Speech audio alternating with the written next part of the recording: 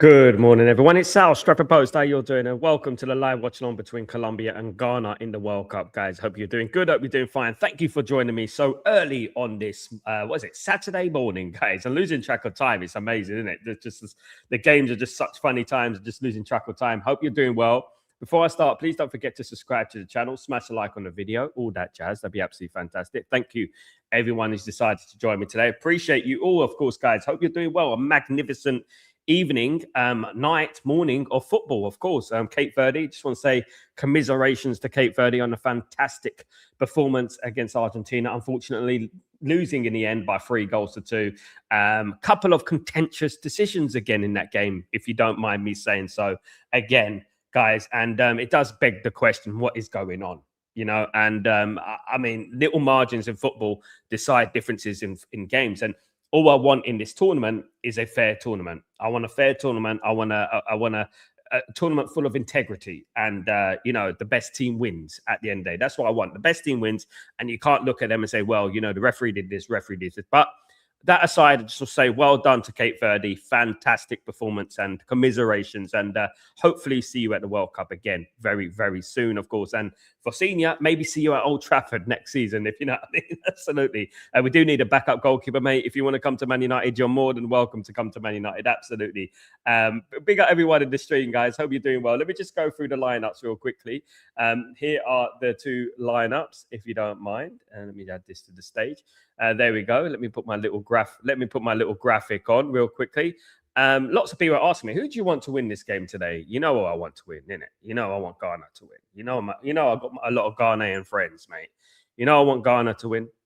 Yeah. So we got Vargas in goal. Vargas, Munoz, of course, of Crystal Palace, Sanchez, Lukumi, Majika, Puerta Lema. The guy, I mean, obviously, Luis Diaz is the guy that, the danger man at Bayern Munich. One of Liverpool's biggest mistakes, I think, was selling Luis Diaz, to be honest with you. But yeah, in regards to this team, very experienced Rodriguez, of course, as well, playing for Minnesota at the moment. He's been around for a while. It seems like he's been around forever, isn't it? At the end of the day, that's the team. In regards to, of course, Ghana, Semenyo, fantastic player. Almost went to United, currently playing for Manchester City. He's playing in attack, of course. And if you look at the other players on that pitch, couple of the right back, I think, the 25-year-old Marvin Sanea, I think he's been fantastic and one to look out for. And also the left back here, Mensah, Gideon Mensah of Auxerre, has also been quite impressive, if you ask me. Anti Ziggy, of course, the goalkeeper, done very well in this tournament. And Ghana have done well to get here, to be fair. Obviously, they've got 0-0 draw against England. Of course, the captain is Jordan Ayew, of course, been around for a very long time, currently playing for Leicester City in England, guys. Now, obviously, Colombia will be favourites, no doubt about it. Here's the bench. Montero, Ospina, Arias, Dita, Mina, Mercado, Portilla, Quintero, Castano, Rios, Gomes, Campez, Carrascal, Hernandez, and Suarez. In regards to Nigeria, we've got Aseri, Anang, Mumin, Baba, we got Seidu, Ajete, Apong, Bar, Awusu, Numuya, Sulemana, Fatowo, and Boake, and Thomas Asante. Thomas Asante has been around for a little while still. He's playing for Coventry. We see him next season, of course, in the Premier League. And Prince Adu. In regards to the actual knockout stage now, these are the current states of affairs. So we have got Cape Verde. We have got Argentina against Egypt in the next round. Egypt winning on penalties against Australia after a 1-1 draw. We got Argentina, Egypt. Should be a good game, to be honest with you. That should be a good game. We got Spain against Portugal. That's really good. But in regards to this game, it's the right to play Switzerland. Switzerland in the last 16. It's the right to play Switzerland in the last 16, guys. So very, very interesting games coming up. Obviously, Argentina's route to the final. Some may say their route to the final, their route to the quarterfinal, should I say, is blessed, is very, very favorable, I would say. And I'm not even lying. Look at that. I mean, you compare it to other teams. Every other team has a difficult game. Every team has a difficult game, apart from Argentina. Of course, I expect Argentina to defeat Egypt. However, if Egypt can fix themselves, they may have a chance. You never know. But that is the actual scenario right now. So the right to play Switzerland in the last 16, guys, in this game, of course, guys, are ready to go in the game. I hope everyone is doing well. Guys, hope everyone's having a blessed day so far. We are in Kansas City, of course, guys, in America. Not the best stadium that I've seen, but yeah, it is a typical American sort of stadium. We are underway, guys. Yeah, I will. Sorry, guys, I will be supporting Ghana today. That's who I support for this game. Of course, I will. I'll be supporting Ghana and big up my Ghanaian brothers and sisters, of course. But best of luck to both teams, of course, and let's see how it goes. Hope everyone is doing well in the stream, guys. Thank you so much for joining me on this morning. Why I'm in the Middle East, guys, so I'm literally like 5 a.m., 5:30 a.m. So bear with me. Thank you so much, everyone who's joining me today. I appreciate it. Couple of good games today, but yeah, big up everyone. Yeah, I will be here for the duration of this game, and after that, probably won't do a game until tomorrow, probably because I'm traveling to Italy. After this game, I'm traveling to Italy, and then I'll be doing the rest of the World Cup over there, guys. It'll probably be a better timings for me. Chance for Ghana already. Ghana, believe in yourselves. I think you can. Oh, almost 1-0. There's a great shot by Thomas Partey there. It was about 30 yards out. It was a good shot. Unlucky there. Really great strike there from Thomas Partey. Just whistled past the post. Wow, that was so close to 1-0 to Ghana already. Very, very well played. Listen, look, everyone's thinking that Colombia are going to win this game, and fair play. Colombia have done very well in this tournament so far. But do not rule out Ghana. Do not rule out Ghana. Ghana are ready for this game, absolutely.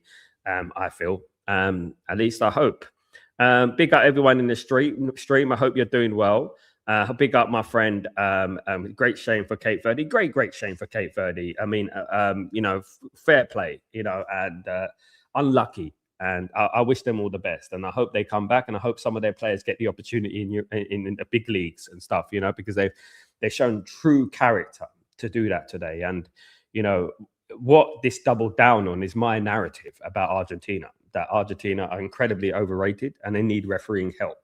Right. And that's what, and it's been going on for many, many years. And that clarified that to me today with that foul. I don't know if you've seen it. That should have been given. And it's just a no-brainer. It's one of the most blatant fouls you'll ever see. I mean, it's like, you don't even think about it. It's an automatic foul. Boop, straight away. Nope, nothing. Not in their book.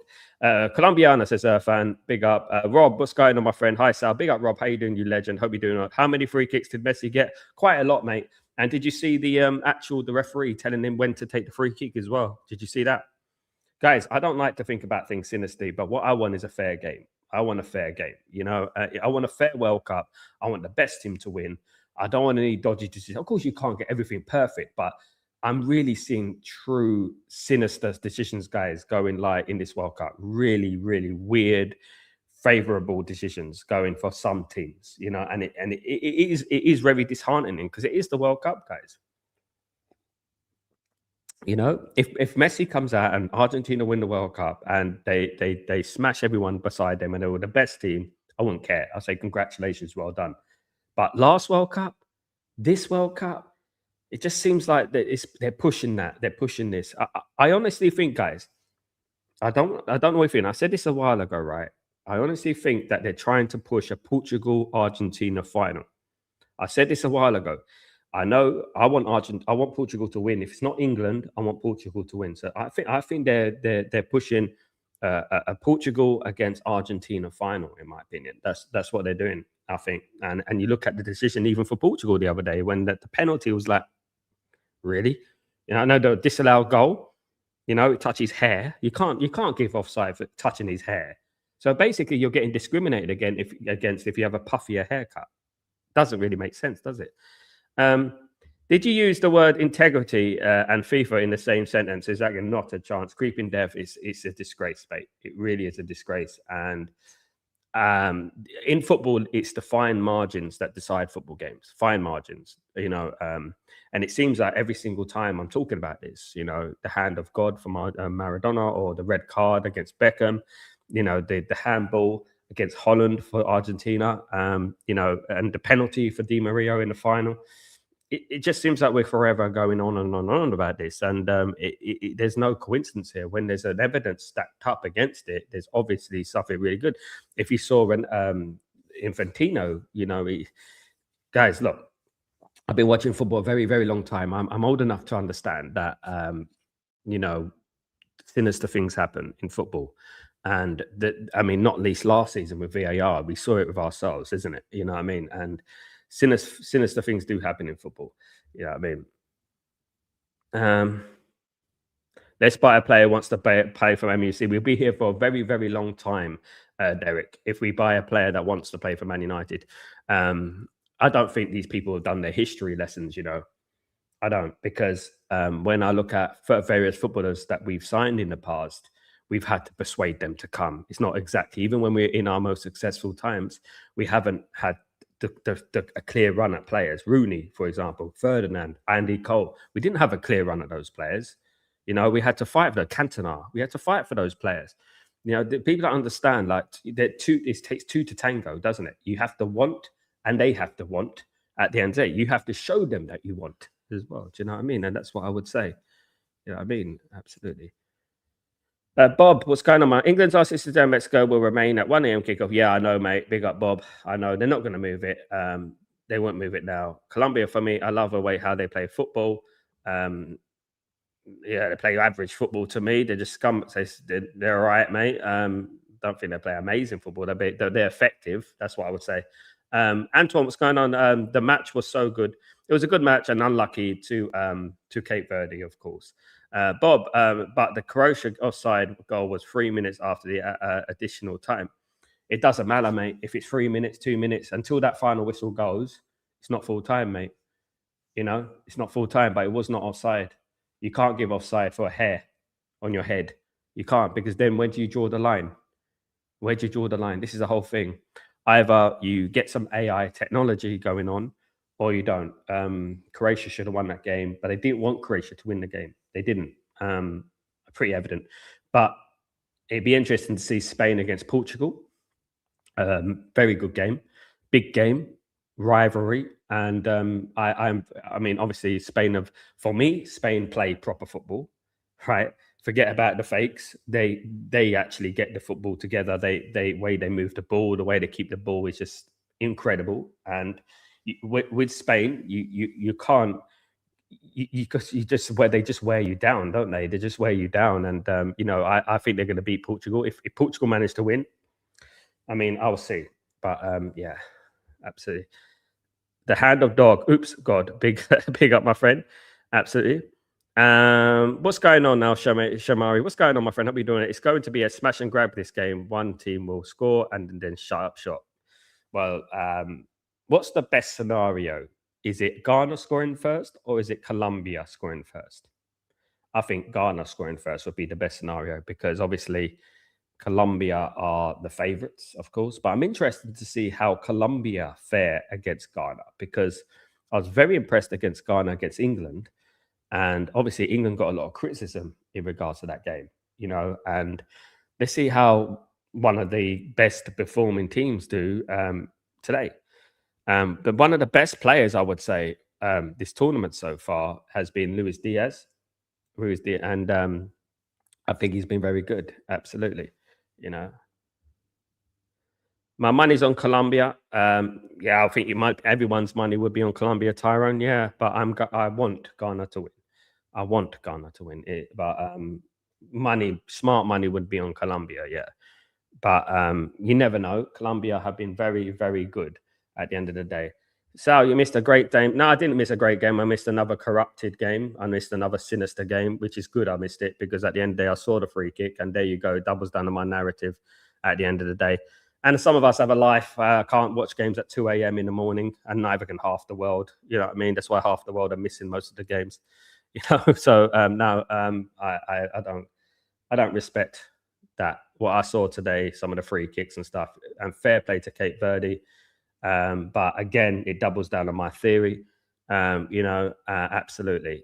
Yeah, well done, Greg. Good morning, mate. It's well done to say good morning. Well done, mate. But one thing I would say is that it doubles down on my narrative. There's something very sinister going on with Argentina.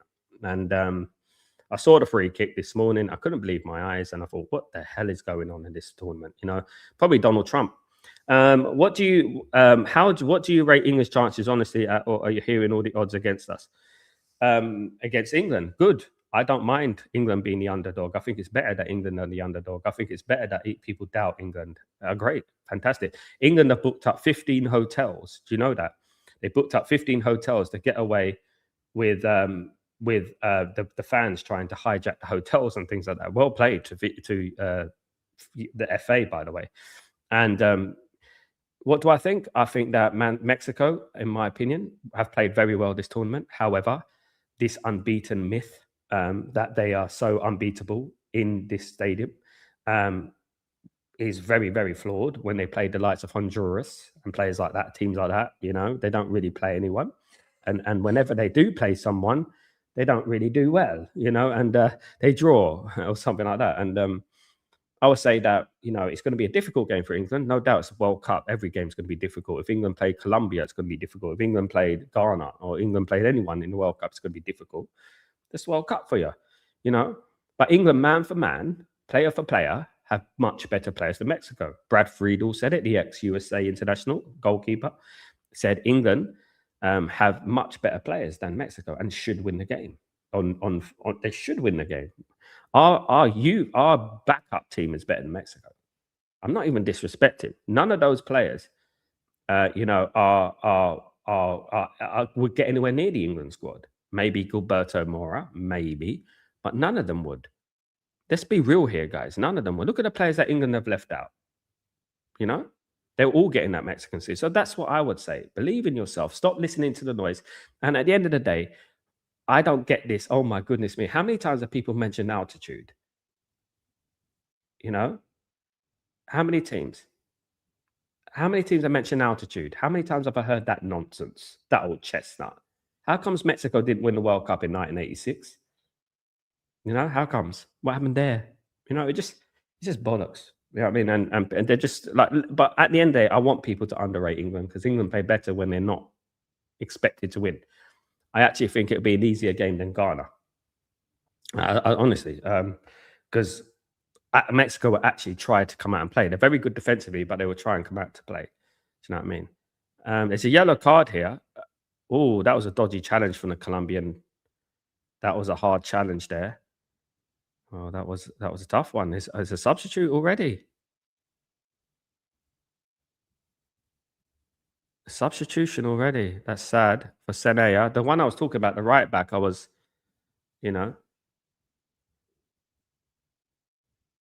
Bob, I heard people saying it's not fair. It shouldn't happen in Mexico. Do you? No, it's fair. Let it play in Mexico. Let it play in altitude. Listen, I'm a Man United fan. I've been a Man United fan for 40 years.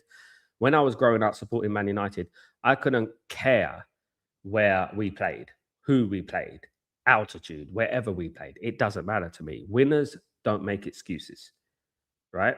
That's it. Winners don't make excuses, except for Argentina. There's lots of excuses why they win. Africa FC has done good. Europe FC will win this. America FC, including Mexico, done okay as well. They're done okay, but Europe is the dominant force. Of course it is. Once Argentina plays someone decent, Spain and France will sweep the floor with all of them.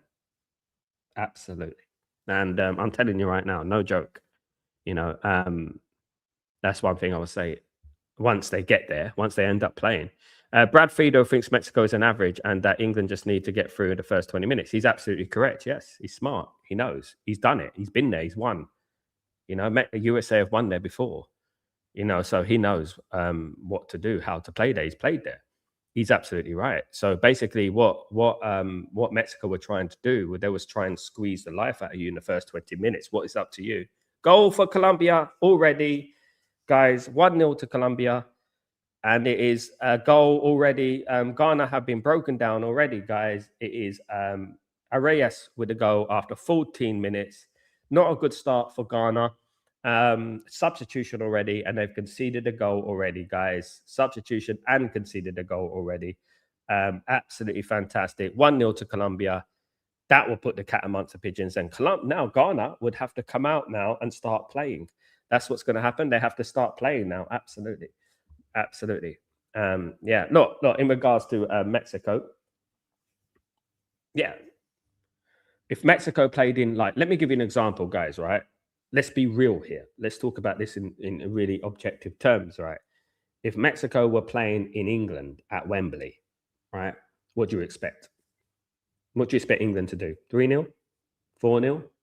You know? There you go. If Mexico went to Italy and played a game against Italy, they will get slapped up as well. And Italy not even at the World Cup. They're relying on a stadium and an atmosphere. These players have played in the biggest atmospheres in the world, most hostile atmospheres in the world.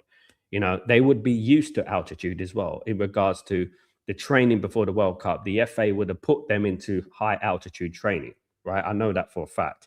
So they will be ready for the game.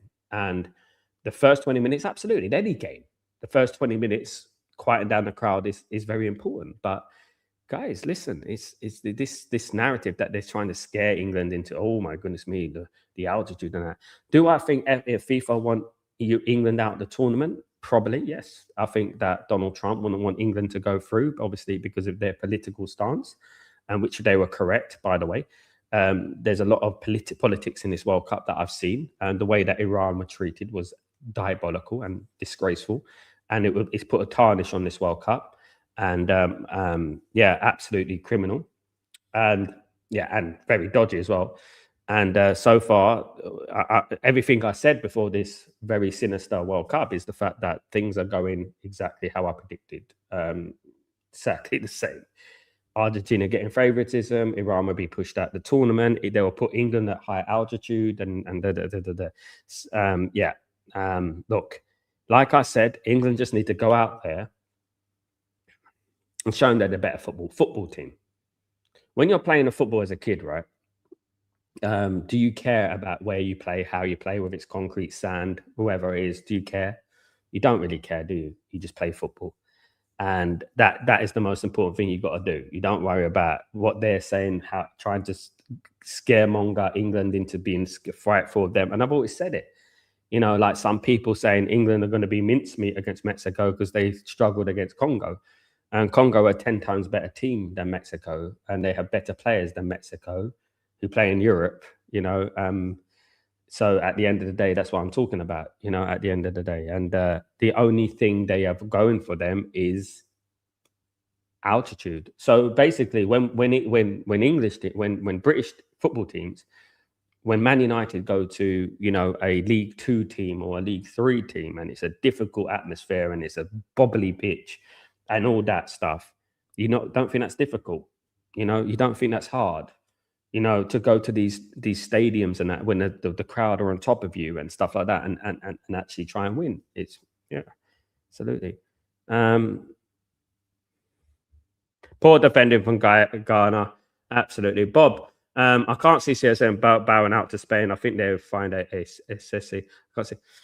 You know what? Spain are excellent. And I give credit where it's due. I watch Spain, and I'm always very impressed with Spain. It's not that so much Spain are exciting and and very entertaining. It's just they're effective and efficient, and they don't lose the ball. And it's going to be a very, very difficult game for Portugal. Be a difficult game for Spain as well. But I would just say that it'd be great if Portugal go through. I would love that. However, Spain would sweep the floor with all those a lot of teams in this tournament. They are so good at keeping the ball and wearing teams down, if you know what I mean. The way they played against Austria the other day was just like it's just like they're playing a lower league team. It was just so easy, and that's how you play. And I've always admired the way they play. Unfortunately, like England played them in the final of the Euros, and if it wasn't for Spain, England would have won the Euros, and stuff. Because at the end of the day, the worst team that anyone wants to play is Spain, especially in the heat, because they keep the ball so well,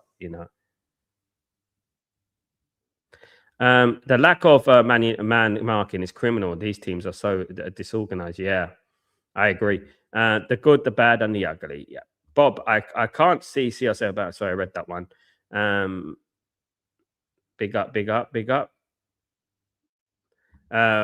Best Mexico, I honestly think will beat Brazil. Brazil will come beat Mexico, and honestly, we'll beat Brazil, and Brazil will come at us like that. Look, what did we did against Croatia and played? I mean, there's two scenarios that I'm hearing what's going on, right? I don't know about whether it's true or not, but they're saying that Tuchel's not playing his best football at the moment on purpose. I don't know how true that is. They're saying that he's leading other teams into a false shot from Luis Diaz straight at the goalkeeper. They're saying that he's leading teams into a full sense of security. Well, if he's doing that, then he would be the biggest genius in the world, wouldn't he? And then he's gonna every single time they play a difficult team, England are gonna play. No, I don't think that's true. But I just think that England have injuries at the right back position, which is difficult. Of course, it is. And they picked the wrong squad. I think, in my opinion. Do you know what I mean? At the end of the day. Absolutely. They picked the wrong squad and they've had injuries. You know what I mean? So, yeah. But one thing I want to say, congratulations to Egypt winning a game fair and square on penalties. And it's good to see teams winning games on fair and square, isn't it?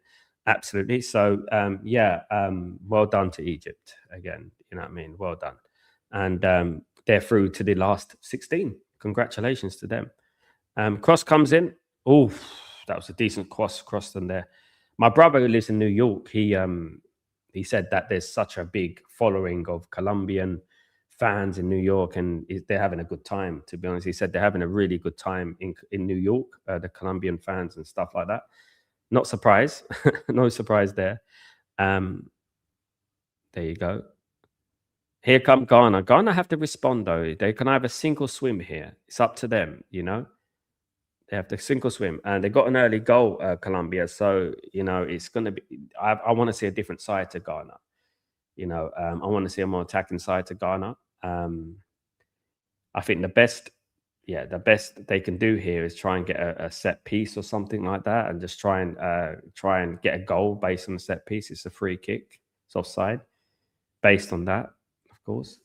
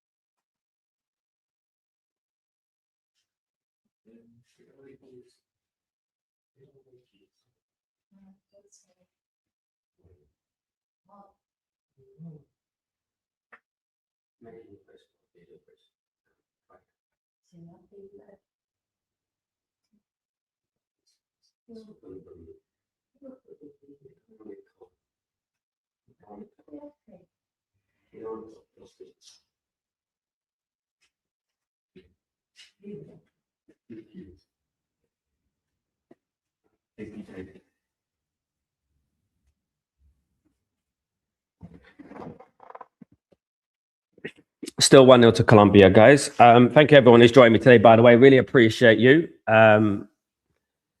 Look, at the end of the day, the team that wins this World Cup will have the best kind of defensive sort of record as well. I would say that, yeah. As a United fan, I'm championing Argentina. If you know, you know. As a United fan, I'm not championing Argentina. I'm championing Portugal. If you know, you know. I don't think any United fan really wants Argentina to win. No, only not really. Some true Man United fans want Portugal to win. That's the true. What I know. I do content every single day. It is Portugal. No one really wants Argentina to win the World Cup in regards to Man United fans. No, unless you just only for Licha Martinez, probably that's about it. Not and Portugal, it's either, and it's Ronaldo, CR7 all day. If you know, you know. If you truly know, you know. If you know United fans, they don't want Argentina, Messi to win the World Cup. No. I mean, anyone who wants a sinister nation to win the World Cup is getting all these decisions a little bit dodgy themselves, I would say, Westmate. At the end of the day, I want fairness and I want integrity into football. That's what I want, and I don't think that's all I care about. Man United have no affiliation to Argentina. In fact, there's only been a couple of players in the history of Argentina who've actually done well for United. I mean? That was one is Licha Martinez, and that's it. Other than that, who else has been there? Gabriel Heinze, he was a Pratt. Tevez, he was a Pratt. Di Maria, he was a Pratt. Should we go on? I think you got it a bit twisted there, my friend. Absolutely. Only Licha Martinez has ever been one player that is. In fact, we should want Brazil to do it as well because we got Casemiro. You know, guys, absolutely. On the 1990s, we sang Argentina only because of England, the England hatred and stuff like that. But this one, no. Thoughts on Jurgen Klopp to be the new Germany manager? Be a good appointment for Germany. It'd be a good appointment for Germany. Absolutely. Yeah, absolutely. Yeah, no Man United fans. I know a lot of Man United fans. I do content and get thousands of views every day. I see a lot of Man United fans, and none of them want Argentina to win. Why would we want Argentina to win the World Cup? Because he doesn't know. He doesn't know. The only time when Man United wanted Argentina to win the World Cup, a little history, yeah. A lot of Man United fans felt that England and Man United were separate. So basically, they would say Mancunia. So Man United were Man United, and they hated England because everyone hated Man United basically in England. That's what the whole notion was. So anyone who played against England, Man United would cheer for them. They cheered for Italy. They cheered for Spain. They cheered. That's what they did. United haven't been lucky with Argentina. They've been taking a piss out of us. Factually correct, Tyrone. Exactly. Thank you. The most country that we should want to win the World Cup is Portugal. It's Portugal or France. You know, even Brazil. When you think about Casemiro, you know, and those ones. That's absolutely. You know.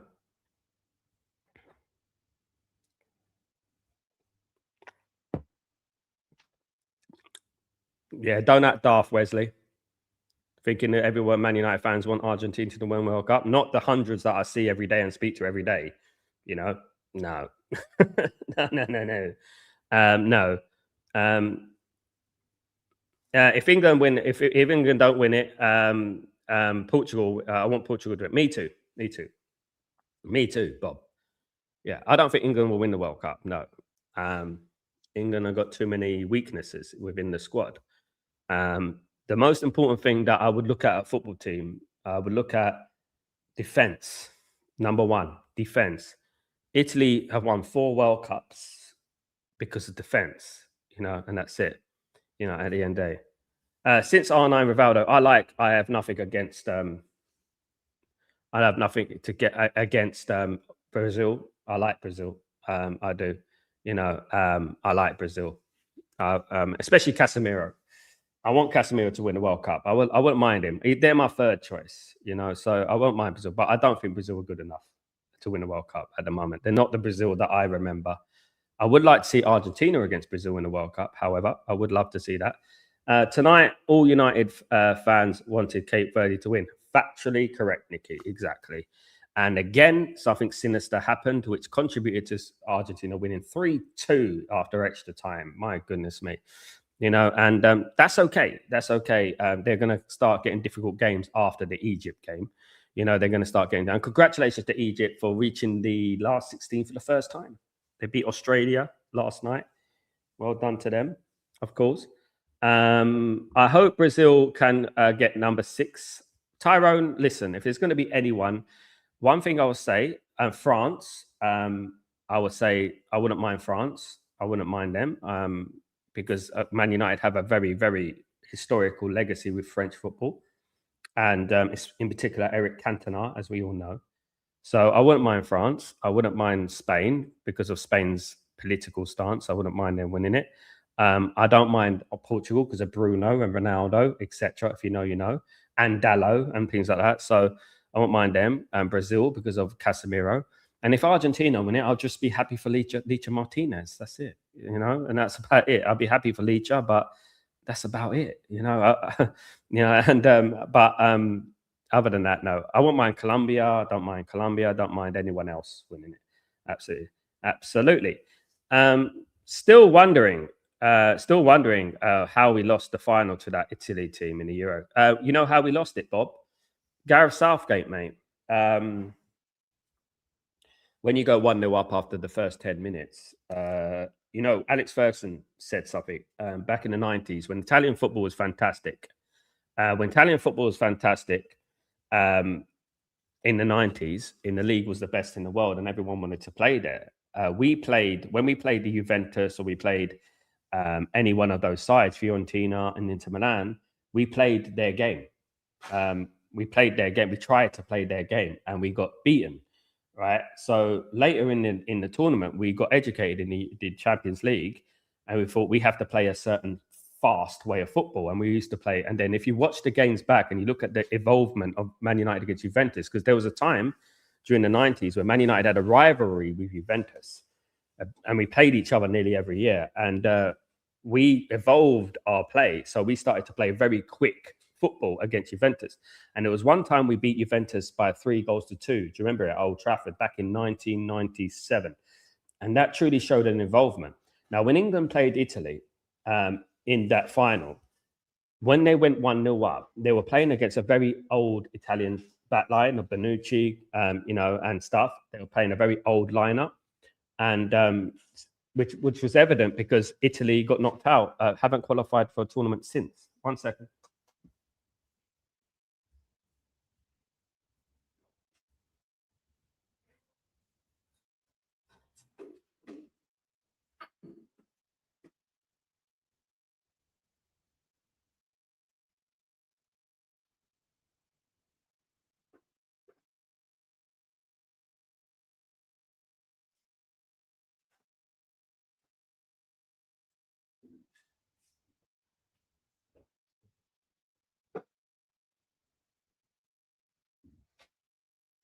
Yeah, so when England went 1-0 up against Italy in the final, they should have went for 2 and 3 and 4. Yeah, but they sat back and let Italy play and got scared. And as I've said, Man United, I learned a lot from them, the way Alex Ferguson played against Italian sides. And whenever we would play Italian sides, we would win. We beat everyone, and the reason you play it is because the English style of football, England neglected in that game, and they went back and tried to play Italian style of football, which Italians are better at, and they beat England. Of course, they grinded their way into the game, and obviously it went to penalties, and then penalties are lottery anyway, but they should have won that game 3-0, 3 or 4-1, 3-0, 4-1, something like that. Like, for example, if that was Thomas Tuchel, who manages England, the German manager who manages England now, if he was in charge of England then, England would have won. He would have found a way. Big up, Marky Mark. How you doing, my friend? Hope you're doing well. Good to see you. Good. How are you, my friend? I see Colombia win 3-1. Big up. I see them winning this game at this moment in time. Yeah, Colombia a lot better, but Ghana got something. They got to try and play. I want them to make a game of it. It is 1-0 to Colombia. Colombia have been a better side, but here come Ghana on the attack. I think the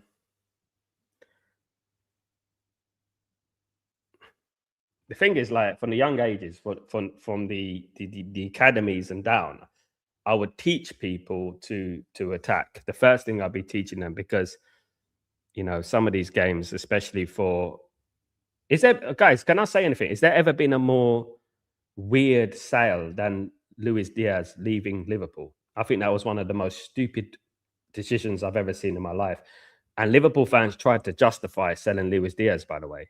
I said it back when Luis Diaz was playing for Liverpool. I said that he should never have been sold. I thought he was their best player. Trust me, I thought he was their most effective player, and alongside Salah.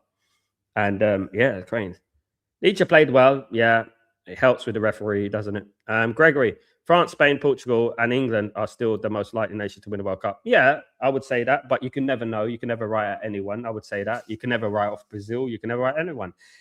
What I've learned in football is that, sometimes things happen that you don't expect, and you always have to be on your guard, If I think about England, I don't think England will win the World Cup. Myself, I think they've got a chance, as everyone has. They're in the last 16. But I don't think they'll win this World Cup because of the squad and the weaknesses in the squad at the back. It's quite evident, that they have weaknesses. And I don't see weaknesses in Spain. I don't see weaknesses in France team. And that's why they have an advantage. Do these teams have a chance? Other teams? Yes, they have a chance. Everyone has a chance. USA have a chance. Everyone has a chance. But I would say I just see too many holes in that England backline, to be honest. And I know that you can't win a World Cup with a poor defense, You know, it'd be incredibly. You either have a poor defense or a magnificent attack like Brazil used to have. You know, but England don't have a magnificent attack. They have Kane, and that's all they have.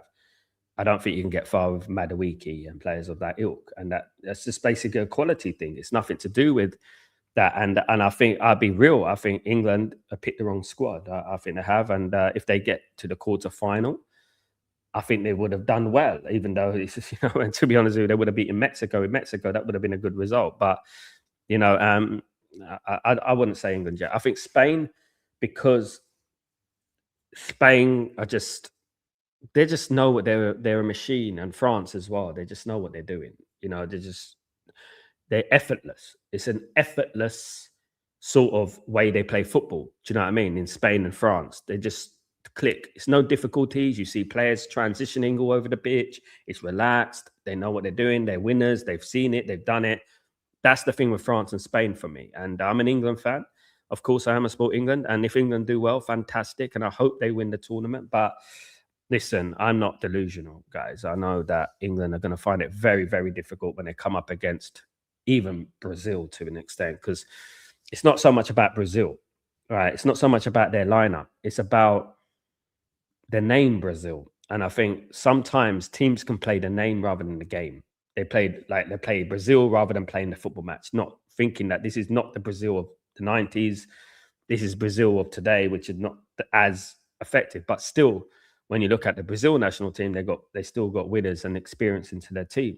Casemiro is one of them. But England can't be discounted. Of course, they still got very good players. They got Anderson, they got Rice, they got they got Saka, they got Kane, they got very good players. Players that dominated Europe last season. You know what I mean? Apart from PSG. And guess who PSG have? They have the French players, don't they? They have the Barcola and the Doué and the Mbappes. And no, they don't have Mbappe anymore, but they have the Doués and the Barcolas and things like that. Don't sleep on Morocco either. Exactly. Something there. Yeah, I said dark horses for sure. The only thing I would worry about Morocco is in like the quarterfinal, semi-final stage, the temperament. I've done the African nations, and you know, it's like a belief thing, and it's same with England. It's like a belief thing. When you get into the quarterfinals and the semi-finals, that's when you really see this. It's not so much about talent; it's about this. You know, if you can keep your head, while all others are losing theirs, as they say. You know, absolutely. So will Egypt defeat Argentina in the next round? Well, they're playing against 12 men. So Egypt, any team is always going to find it difficult playing against 12 men, which includes the referee. So I think it's going to be difficult for Egypt to win the World Cup, to beat Argentina. Yes, I've always said, looking at Argentina's fixtures, whether they played Australia or Egypt, it's going to be Argentina in the quarterfinal. Just say that, right? Cape Verde did fantastically well today. Unbelievable. But yeah, look, at the end of the day, look, I would say that when you're playing against 12 men, it's always going to be difficult, isn't it? Yeah, there's a lot of Colombians in America, my friend, and there's going to be a lot there. I don't think there'll be chance. Nearly 2-0 for Colombia. So this game is basically they have the right to play. Let me just double check. Switzerland. So it could quite possibly, guys, be Argentina against Colombia in the quarterfinal. And you know where I'm going with that, isn't it? You know which way I'm going to go with that. Guys, absolutely. Yes, that's true, Wesley Mank. That's true. They said stand up. Mate, forget about that. But at the end of the day, we done that against every single team we played against, not just Argentina. We done that against every single team, at the end of the day. But right now, in 2026, I don't think most Man United fans want Argentina to win the World Cup. I think that's a little bit wrong information. Maybe you do. Fair play to you, but I don't think so. Guys, everyone is open-minded on this stream, apart from you at the moment, Wesley Mank. I'll be honest. Everyone is open-minded. We talk a lot about football. I've been going to Man United matches. I've been to hundreds around the world, and I know how Man United think, and I know that if anything, Man United don't care. I don't really care. I'm English. I want England to win the World Cup. Who gives a damn? If you don't like England, just move away from England. You know what I mean? Don't sit in England and support an English football team. I support England. Now, I mean, I don't care what these country bumpkins think. I support my own country. If they hate Man United, so be it. That's life. That's football. Football's fun. Banter. Who cares? At the end of the day, I want England to win the World Cup. And if England don't win the World Cup, I want the biggest Man United affiliation team to win the World Cup, which is Portugal, to be honest with you. And if not Portugal, I want France, because we have a historical legacy with France. Absolutely. It's funny old game, Mandy. Who's anti-Man United? Who's anti-Man United? Nobody's anti-Man United. Basically, on this stream anyway, England, when I was growing up, there used to be a lot of fans who used to come from clubs like Millwall, clubs like, around England who didn't like Man United because they were successful. And they used to say anti-Man, and they used to say stand up if you hate Man United, and at these games. So what Man United fans used to do, they used to support the opposition team, at the end of the day. And that's it. But that's fine because we were hated because we were successful. They did the same with Liverpool. I was there, and they were hated us because we were successful. That's fine. It's fun. It's banter all day long. But that's the way it was. There's no hate in it. Not really. So I know lots of England Man United fans who go every single time. There's one famous one who goes every single time. So it doesn't really bother me. Do you know what I mean? If England go out in the qualifying quarterfinals, he gets sacked and Pep comes in. He's there to win the World Cup. It will be anything else. I want their first choice, Pep. Anyway, I would love Pep to be the manager of England. I just don't think he's in the right mental frame, Bob, to be the England manager. I don't think he's in the right mental framework to be the England manager. But maybe giving it another year or so, he might become the England manager. Yeah, at the end of the day. Argentina does have any goal scorers. They have a referee. He can score a good goal. Absolutely. Absolutely.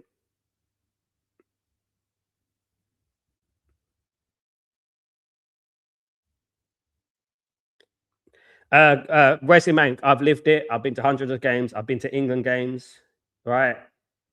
I've seen anti-everything songs against Man United. I've seen us support France. I've seen us support Holland. I've seen us support everyone at the end of the day. But it was after the Falklands. Yes, it was after the Falklands, but that wasn't just Man United. If you learn your history, it wasn't, right? And yes, a lot of teams didn't like England because of the Falklands, what they did in the Falklands and blah, blah, blah. But we're talking about 2026, Wesley Mank, United forever. I think it might be a draw. But let's go. If people are living in the 1980s, football's changed since the 1980s. Man United fan base have changed since the 1980s. Man United sing Argentina because of Licha Martinez. But when you look at the historical thing with Man United and Argentina players right now, Tevez, Di Maria, Heinz are all been flops and all been against Man United. So things are different right now. You don't need to give anyone a history lesson of Wesley Mank. And this is missing you because I've lived it as well. I know Man United players. I sit here talk about Man United and I speak to hundreds of Man United fans every single day, mate. So let's get off that high horse of yourself, Wesley Mank, okay, mate? But big up respect. Thank you. Now, it is 1-0 Colombia and stuff. Big up.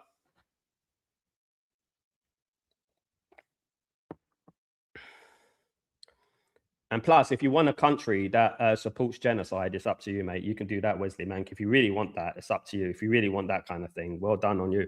Yeah, absolutely. And a player who does. And we don't like Messi either. There you go. Well, most of us. Anyway, Mexico, England. England to win in extra time, says United forever.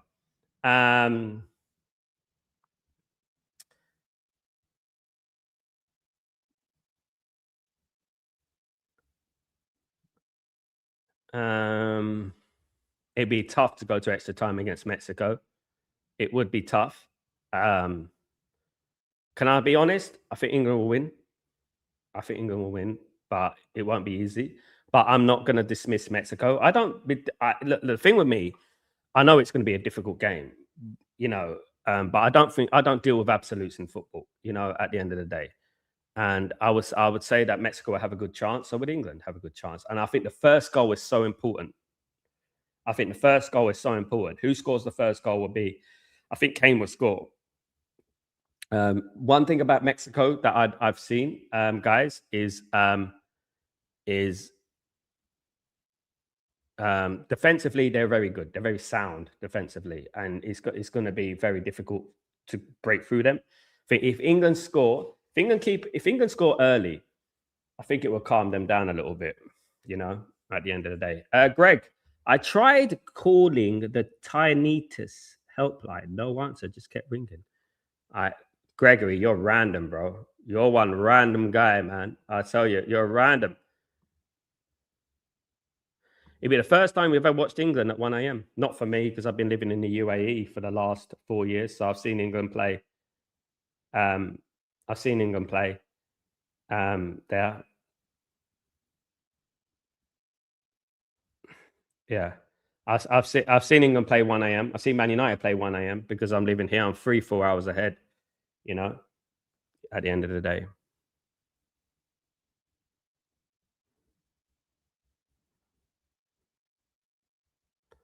Good save from the Ghanaian goalkeeper. Very good save. We've got 6 minutes of injury time here.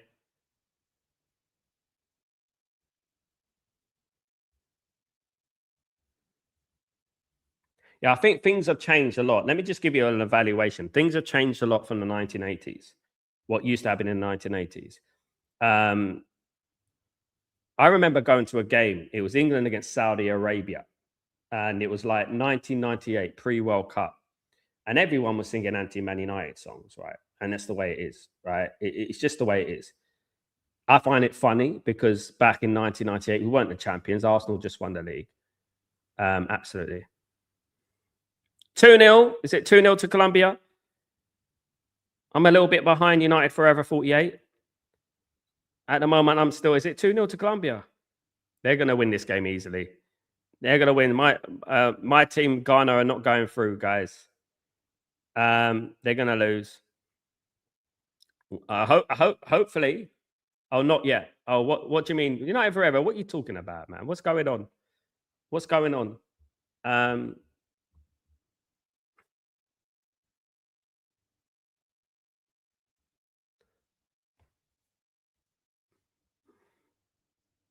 What's going on? Nothing.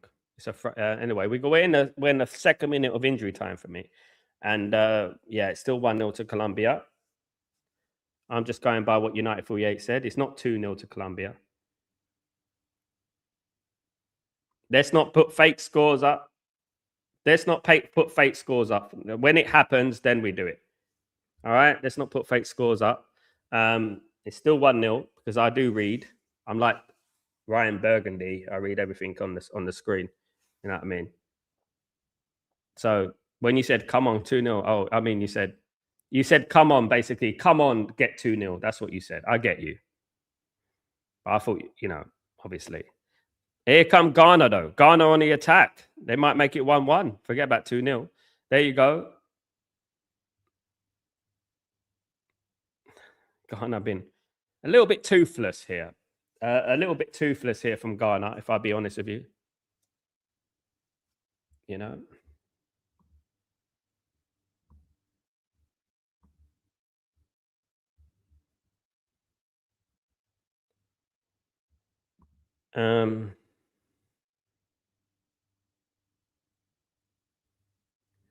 I used to go to England all the time, Wesley, man. I went to loads of England games. I went to the World Cup in '98. Everyone hates Man United, and I don't care. That's it. At the end of the day, we supported everyone. Everyone supported anti-Man United. I know. I've been to lots of games for England, been to World Cups. I know, you know, but I also saw lots of great Man United England fans as well. So I support England, and that's who I want to win the World Cup. All right, because I'm from England. I'm born in England. You know, guys, at the end of the day. And at the end of the day, if someone says stand up if you hate Man United, I'm not going to cry about it like you, Wes. You know, at the end of the day, that's life. I mean, that we were successful. That's why people did that. People hated us because we were successful.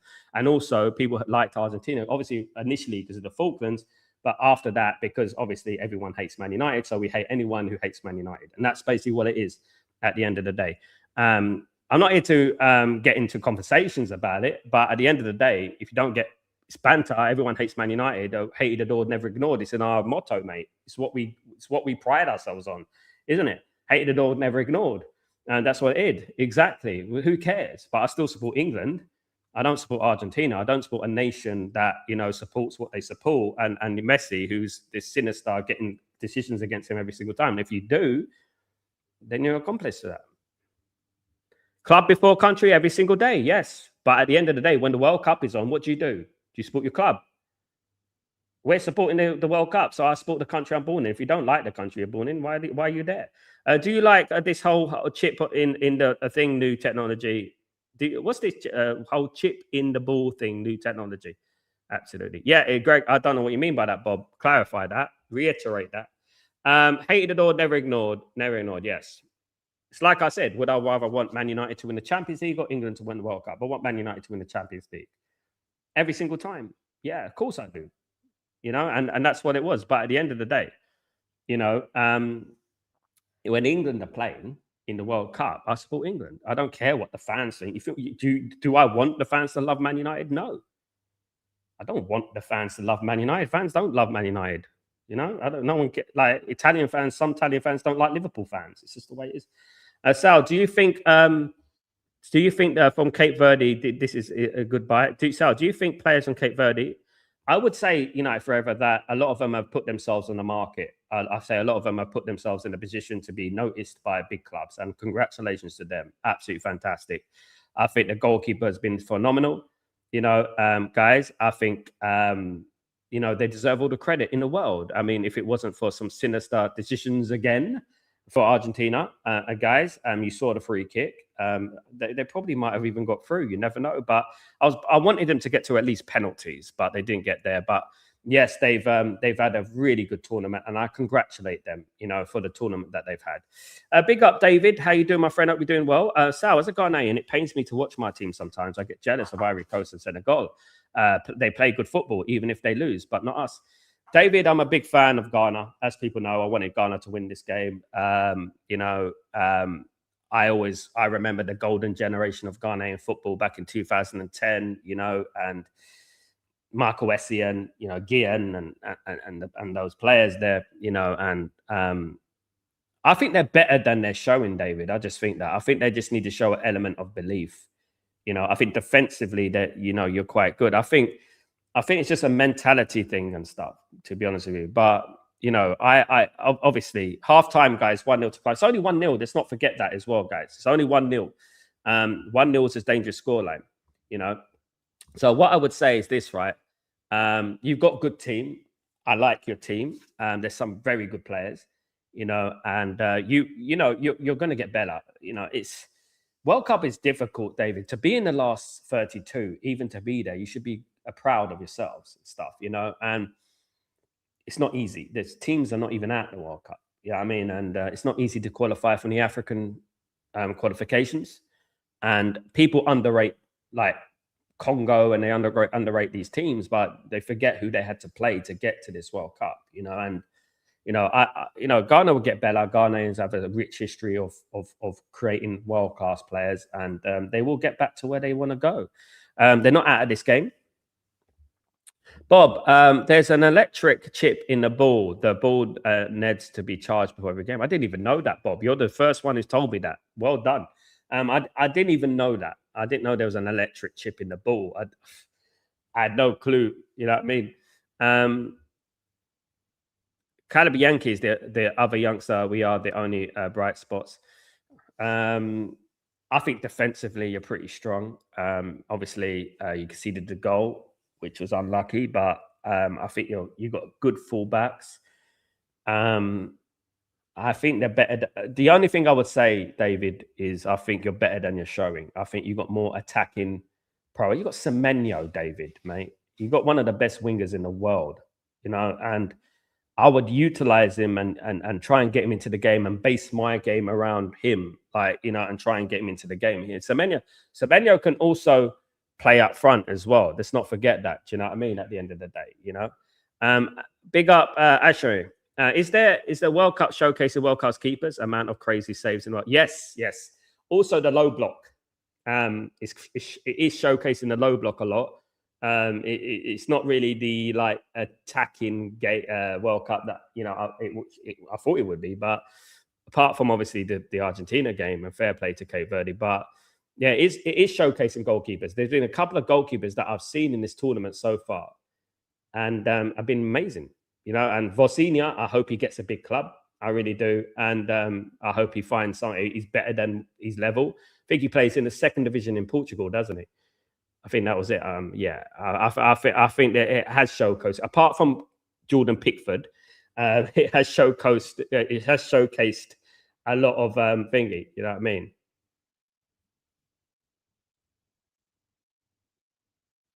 At the end of the day.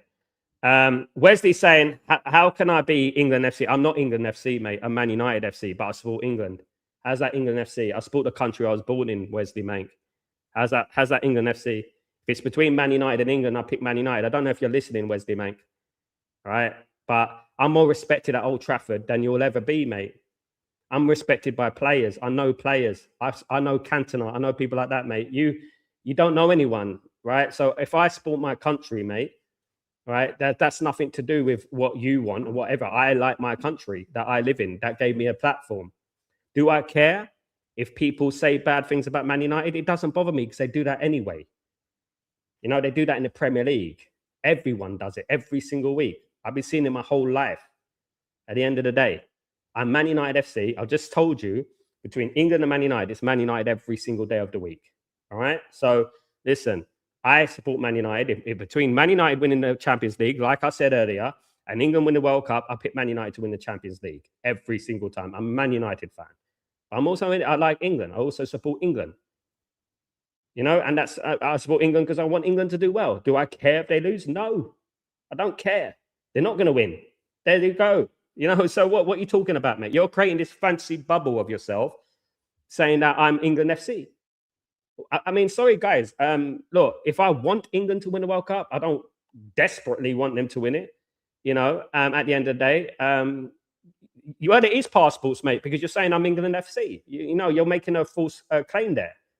You're trying to add weight onto your narrative, which is a fictional narrative. So when you come out of fictional narratives, you can't take your opinion seriously, Wesley, man. I've got respect for you, Wesley, man. I've seen you a while, But don't come out and say I'm England FC, because I am not England FC. You don't know my history, right? So please, and you don't know my background either. So it's best not to go there with that, because at the end of the day, because I want England to win the World Cup ahead of Argentina, who are openly committing Middle Eastern genocide and supporting it, by the way.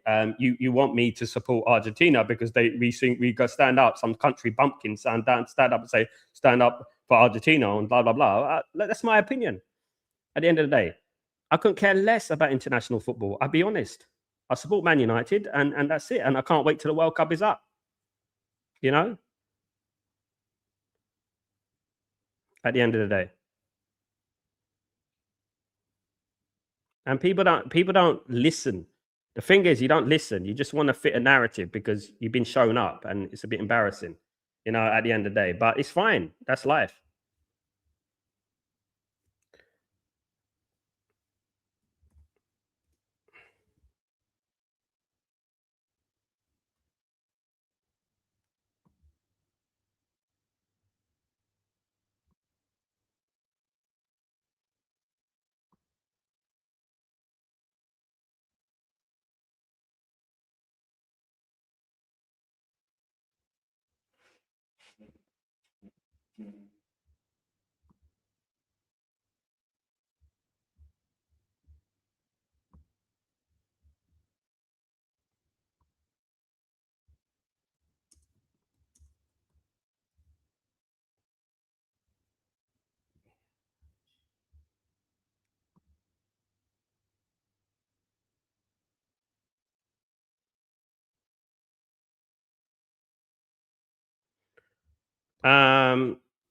I'm having a debate with him. I've already won the debate. It doesn't even matter anyway. He can do what he wants.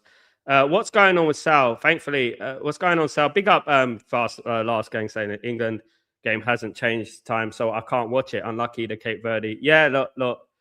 Welcome to the world of me, where I live, and welcome to the 1 o'clock a.m. kickoffs, because I see that every single week. I do it every game now. You know, at the end of the day. I'm from the same town, same hospital, everything as David Beckham, Bob. Yeah. I'm from Leytonstone. Yeah, I'm from Leytonstone. So I'm from the same town, the same hospital, ever.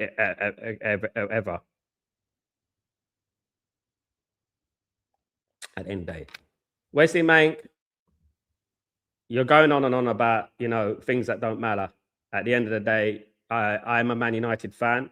I have a Man United platform. I'm respected by thousands of Man United fans. I have 2,000 every single morning on my Breaking Dawn show talking about it. Right? You just need to get over yourself, man. Honestly, you know what I mean? At the end of the day, and start concentrating what's the real problem at Man United. Because at the moment, Man United have an issue with the ownership. And I think that's what we should be concentrating on, not bloody Argentina and England. I think we need to concentrate on what the problem is at Man United, not arguing about, international football, no one really gives a toss about, which I've already clarified 1,000 times, at the end of the day. Right? You can go and support Argentina if you want. You can go and support allegedly racist country. It's up to you, but that's you at the end of the day. But I will not. That's just me at the end of the day. Particular this last year or so, all right. So that's you, and enjoy it, mate. And big best of luck. But yeah, not here to talk about stone roses or any bollocks like that. I don't care. To be honest with you. Argentina, who scripted the last World Cup, by the way, exactly that. I don't like cheating. That's me. I don't know about them lot on that. I don't know, but I've been, and I know they don't like Man United either, by the way, just to let you know. Morning, big up, morning. Come on, Ghana. Big up, Neil. Hope you're doing well. Bob, didn't you do the walkout at Old Trafford? Yes, I did. 1958 walkout, 58-minute walkout. But unfortunately, because of fans and division, like, for example, what Wesley Mank is trying to do now, is basically the unity within the Man United fan is such that they're not willing to get together for a common cause, which is why so many of the fans are happy to move away from Old Trafford and this and that. Do you know what I mean? Hated or never ignored. We're same with all fan bases, and hate us because we ruined childhoods. Exactly that last week. Everyone hates us. Everyone hates us. And that's how it should be. Everyone should hate us. That's banter in football. Who cares? I used to sit there in England games. I used to laugh, I used to laugh my head off. When I used to go to England games, I used to travel with England, right? And I've traveled with a lot of big Man United fans, by the way. And we used to laugh at them at the end of the day, do you know? Wesley Mank, I love you. But come on, mate. We're all Man United fans. Just forget about it. I go by my political stance on Argentina, not my footballing stance. For me, political stance is very important. Political stance is very important for me, for what people are doing around the world. So that's why I like certain football clubs and I don't like certain football teams and I don't like. I don't care about international football. I want this tournament to end tomorrow. I'm fed up with it. I'm tired. I'm doing watchalongs at 4 a.m. And I just want it to be over, and I want Man United to come back. But you know what? Of course, whilst it's on, my preference is England. It's not like I'm sitting there with my England top, am I? I've got a bloody Timberland top on and just talk about Man United. At the end of the day, just stop creating. I love England because I was born in England. You should love your own country. It's not like I love England more than I love Man United, but I love the country I was born in. My religion tells me I should love the country I was born in. That's how it should be. In the footballing terms, I love Man United ahead of England. Yes, in footballing terms. Yeah, and that's how it should be. I mean, at the end of the day, I'm a mixed race English guy living in England, where I've been discriminated my whole life. You know what I mean? Because I've got a different mum and a different dad.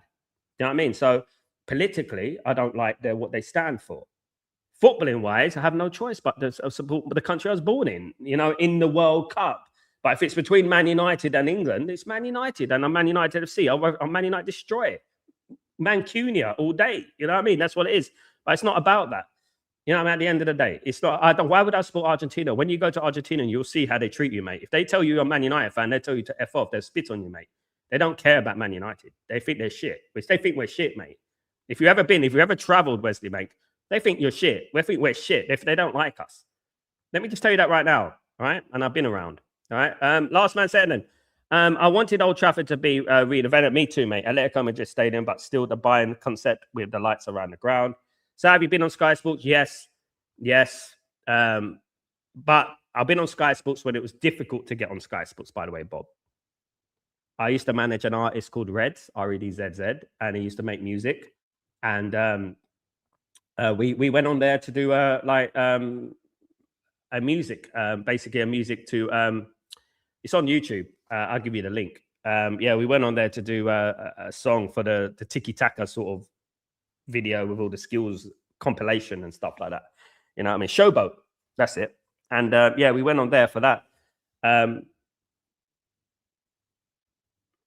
always be baffled why United fans justify moving away from Old Trafford. It makes me feel like they are placed. They justify moving away from Old Trafford, our spiritual home, because they have believed in Ineos since the beginning, and they don't want to turn their head. They don't want to make themselves look stupid. They don't want to admit they're wrong. Barcelona, Real Madrid, Liverpool would never move from their spiritual home, right? We are willing to do that. So who are we? Who are we to jump on the high bandwagon and start talking about, love for Man United, I bleed red and all that when we're happy to move from our spiritual home? We're a disgrace as a fan base. I don't care what these middle-aged men think about, football anymore, at the end of the day. I don't care because at the end of the day, there's big Man United fans that are willing to move away because they support Ineos and they went headfirst into supporting Ineos, and everything they do, including moving away from Old Trafford, they're happy with that. It's a disgrace, mate. I'll be honest with you. And I call it every single morning. Every morning I call it. And people need to listen. So USA versus Belgium in a couple of days. Do you think yes, Gregory, I think USA will win the match. I'm not been impressed with Belgium, Greg. I think you got a good chance. I think the one thing about USA, I think Pochettino's done a fantastic job, by the way. Fantastic job, because I saw USA before the World Cup and I weren't impressed. They lost 5-2 to Belgium, guys, in the friendly just a few months ago. And I was like, ooh, USA are going to struggle. But I think Pochettino has done a very, very good job. You know what I mean? He's done a very, very good job. Same in Spain. Some Spanish people don't like United. Exactly. You go to Madrid because some of those people will enjoy having a conversation with you. I've been all around. And, I've been in a taxi last one. You know what? I've been in a taxi, right? And it was me, Man United fan, my friend, Liverpool fan.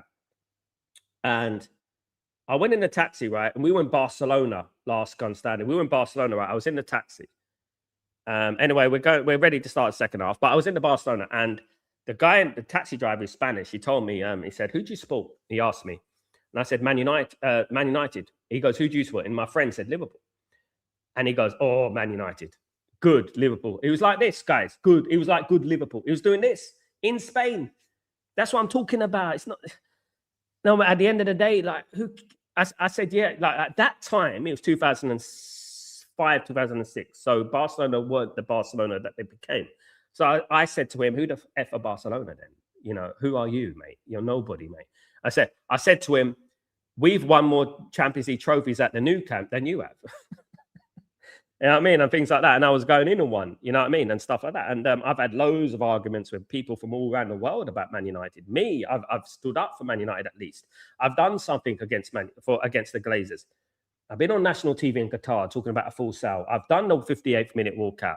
You know what I mean? I've done all that. You know what I mean? I've done my best.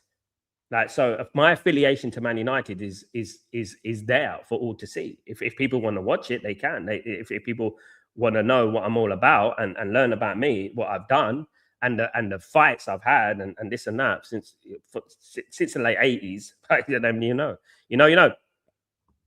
I love America more than any other country in the world, and exactly for this reason. I insist on the right to criticize her perpetually. Baldwin, big up.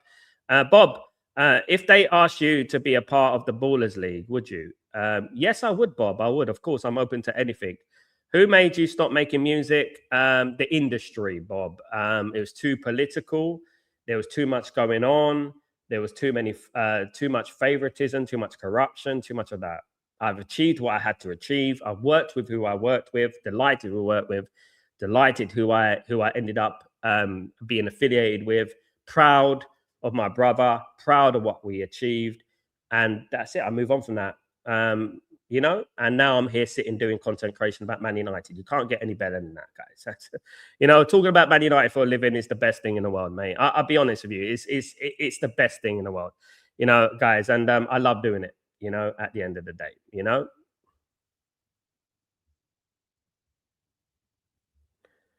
At the end of the day. Yeah. Yeah, but Wesley, I'm talking about who I want to win the World Cup. I don't care what we used to sing, Argentina, because I know I was there doing it, Wesley, mate. Let's not forget that. But the fact that most Man United, the theory that most Man United fans want Argentina to win is a myth. That's not true. Argentina don't like Man United. Let me just tell you that right now. They hate us as well, right? And I've been there, all right? I've been to River Plate, Boca Juniors, Rosario, Central, and guys who know, they don't like Man United. And education is very key here because there's a lot of Man United fans who are not educated, not traveled that far, right? I have. And they don't like Man United, mate. No, they don't. Watch some videos on the Epstein, and you will understand the music industry. Big up, so yeah. Internal will never die. Yeah, I've done it. I've been in the music industry, but you know what? The music, the big guns at the top. That's the big guns at the top. I used to sell music in the street, and I used to put my music videos on TV. That's what I used to do. I made money from it, and that's it. In regards to the sinister side of the entertainment industry, you know, it is what it is, isn't it? And yeah, and those are what Argentina support, by the way. Alex, what's up with brother Sal? What's up, brother Sal? Big up, Alex. How you doing? I'm good, man. I'm good. You know. Sal, what happens with the back catalogue of music you held? Did you send it back to the original artist? We owned our own record label, Gregory. We owned the rights to all our music. The PRS and everything went to us, and it still does to this very day, Gregory, because we didn't sell our soul. And you know, yeah, we kept it independent, and I managed to sell thousands, hundreds of thousands of CDs in 10 years, and I'm delighted with that. And that's how I did it. Yeah, we went on TV. We had offers from the likes of Sony, Universal. Went in meetings. Had a couple of songs which were backed by, you know, but had a good run and did well and worked with some great artists, you know, famous ones, platinum selling ones, and delighted with what we achieved. And yeah, we never sold our soul to anybody. Do you know what I mean? At the end of the day. Big up, last one. I have no knowledge about the music industry. You're best not to, Gregory. I've been in studios where people have sat there, right, and said that they're the next one through. Basically, they're the next one through. It's already been agreed. You know that. I've been in studios where they've sat there and said they're the next one through. It's all set up. With us, it was more like we make music for the love of music.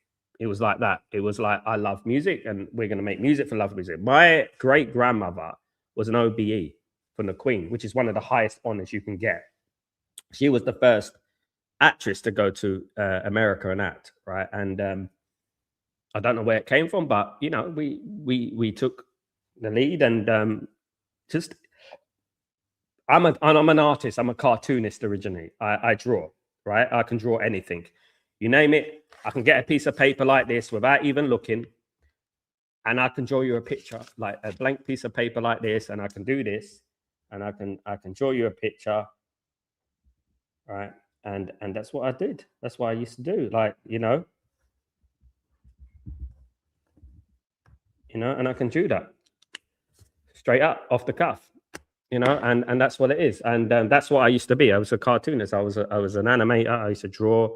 And then I got into managing my brother and editing music videos. That still 1-0 to Colombia, guys, just to let you know. guys. Absolutely. Germans Rodriguez or tactical or injury? Tactical. Go to South America, Wesley, mate. Go to Argentina. Say you're a Man United fan. Come back to me. Oh God, it's Trossard's brother forfeit. Oh God. Big up Sal. That's like comparing Leicester City to winning the EPO against the big commercial corporates. Yeah. Yeah. Well, Veron, Demira, Tevez, Garnacho, etc. It's never gone well for United. Leach is the only Argentina. Yeah, and even he's a little bit funny because he find himself fit for the World Cup, couldn't find himself fit for Man United. Yeah, but I do like Leacher. I can't draw for anything. I can draw a pineapple. That's about it. That's good enough. You know, is the music industry pressing? No, I would have hoped the music industry were tough. No, guys, you follow your dream in life, and anything that you love and you're passionate about is not depressing. No, because we did it ourselves and we did it with joy. Gregory, I went to every single state in America making music. You know, I shot music videos in Detroit. I shot music videos in Houston, Texas. I shot music videos in LA, Los Angeles, with the Outlaws, Tupac's group, and things like that. I've seen things in life. It's not like I sit here and talk and go, yeah, you know what I mean? I've actually seen things in life. You know what I mean? I've actually seen how the Stone Roses really are, or any of these people. So you see things from a different angle when you've seen things yourself with experience. For example, Argentina. For example, going to Argentina, learning about River Plate and Boca Juniors, Rosario Junior, Independiente, all these clubs, right? You learn about it, and you learn about what their feelings are about Man United, and you have a first-hand experience of it. So you can only go through life with your own experiences, right? At the end of the day, I've learned in life that, you know, listen, like there's a lot of people just happy to just live comfort. Like my Gregory, you know my quote in it. You know my quote. Greatness wasn't built on comfort zones. You know that, innit? Where did I learn that quote from? Where did I get that quote from? Life isn't easy, mate. If you want to do something, you want to be something, it's not easy, mate. It's not easy. You know, there's people who want to be content creators who don't want to put in the work. You know, there's people like who want to be musicians who don't want to put in the work. You know, they don't want to put the money where their mouth is and stuff like that. You know, and that's what happens. Come on, Ghana. What's going on with Ghana so far? They're just not doing anything, man. What's going on? Good morning, Ephraim. How you doing, my friend? Good to see you. You have the sausage being made. Yeah, being the sausage being made. I don't get what that means, Gregory. What's I don't get your analogies, bruv. After a certain period, the CIA figured out vibration, the power of music. Neil, you're talking to someone who's been in music. I've seen it, done it, worn the t-shirt, bought the mug, everything like that, guys. But at the end of the day, I was successful in music without doing that. And a lot of people were successful in music without doing that sort of thing. So, you know, if you want to mention those sort of things, it's just an excuse for not challenging your dreams at the end of the day. If you want to talk about vibrations and Epstein and that, you're not going to work anywhere because they all put money into it. Let me tell you that right now. Whether you work in a supermarket, whether you work in music, whether you work in film, whether you work in, you know, a corporate organization, they do the same thing, mate. So everything in this world is sinister. You know what you do, you can't get away from it. I didn't do that. I didn't sell my soul. I'm lucky I didn't, you know. And I did music for the love of doing music at the end of the day, and that's what it is. Did you ever go to the States or Washington? No, Alex, I didn't. No. Ghana not pressing enough. They need to. Yeah, they're not doing enough. And you know what I would say about football, right? You don't want to leave the game regretting not having given it a go. Do you know what I mean? You don't want to leave the game regretting if only. You know, you don't want that. You don't want to be going, if only we did this, if only we did that. Do you know what I mean? So one thing about it, you don't want to do that. You want to leave the game thinking we gave it our best and we tried and that. Football attack, man, attack. Put them under pressure. You've got good players. It's not like you have rubbish players, you know, playing in the second division. You've got good players, and that's what I would say, you know.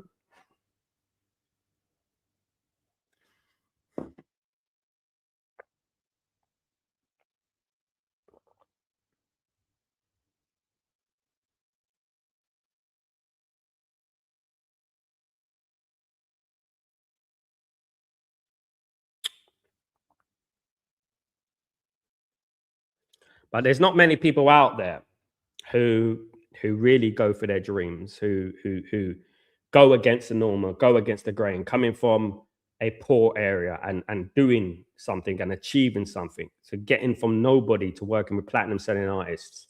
Not many people can do that, mate. And it takes thingy. Offside. Yeah, Wesley, in my opinion, VAR is not killing football. No, I think VAR is fine. The people who run it is killing football. It's a bit like saying that my grandma drives a Ferrari and she can't win a race. You know, it's the people pressing the buttons who are the problem. You know, what I mean, not blocking the man too exposed in midfield. They need to change the formation. Yeah. You have to be brave and you have to go against what you said. You know, you have to go against what you said. You know what I mean? At the end of the day, it was offside. I don't know what Lewis is. It was offside. It was blatant offside. It was blatant offside. Isn't it that funny pick? You got Puyol and you got the ex-goalkeeper for Colombia. If you know, got this big frizzy hair. You know what I mean? They got this big frizzy hair and they're both in the same place at the same time. Who would have thought it? They have Thomas Partey, that mid-road. What are they doing? Well, he shouldn't be playing football, to be honest with you. I'll be honest. I mean, I'm no one. I mean, I'm not judging him, but he shouldn't be in the. He shouldn't really be playing. Be honest. But it is what it is.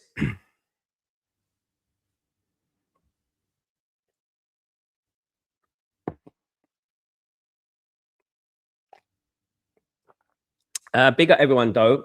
Great conversations, guys. This is what we do on Stretford Post. It is great conversations. I love it. And that's why we do.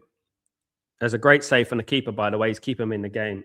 As we said earlier, it is the tournament of the goalkeeper, isn't it? Even the goalkeeper for Congo the other night. Who saw the goalkeeper for Congo the other night? It was brilliant. You know? Alex, kind of true, but not 100% true. Because you always need someone to give you a chance. Because you cannot fail if no one gave you a chance. If you do all the hard work, someone could choose to ignore you.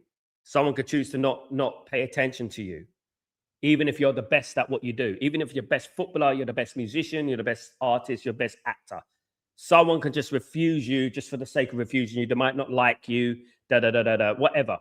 So eventually something is given. You have to be given eventually. You know, you earn it. Of course, you have to earn it, but not many people get what they earn. And that's what I'm talking about. Do you know what I mean? And it's not easy.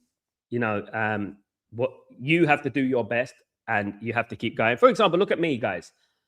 I think I'm better than a lot of content creators. I think my knowledge about Man United is better than many content creators. And, you know, I would urge anyone who thinks they know more than me about Man United, who has a content creation page, to come on in and try and test me. But there'll be certain entities out there that won't give me an opportunity. You know, they won't do that. But you just do you, and that's it. And yeah, sometimes it is a little bit. African teams are disappointing in this round. I think they've been unlucky, Ephraim. I think they've been unlucky. I think the games have been difficult, no doubt about it. But they've just lost, haven't they? They've just lost. They haven't been annihilated. They've just lost, you know. It's risky business for being a football, though. I don't think any other profession has so many. Yeah, Neil, there is a lot probably goes on in the world, mate, we don't know about. But yeah, look, you know, at the end of the day, this is not the platform. We're talking about the beautiful game of football, not what idiots do, you know what I mean, and stuff like that. No. I'm not a judge. I'm not a guy who, you know, works in the courtroom, you know, and that's about it. Luis Diaz, man, you can go after Luis Diaz. Play for Liverpool, too recent. United forever. Too recent. He won't. No, probably won't come to Man United. No, too recent. It's the Liverpool thing is a very big thing, mate. And you know, it's best we stay away from that at the moment. Obviously, we got Owen. Probably like players like Owen who weren't going anywhere. Played for a number of clubs after they played for Liverpool. Probably, yeah. No. Why are they showing us offside? We already know they got nothing to do. Half an hour to go, guys.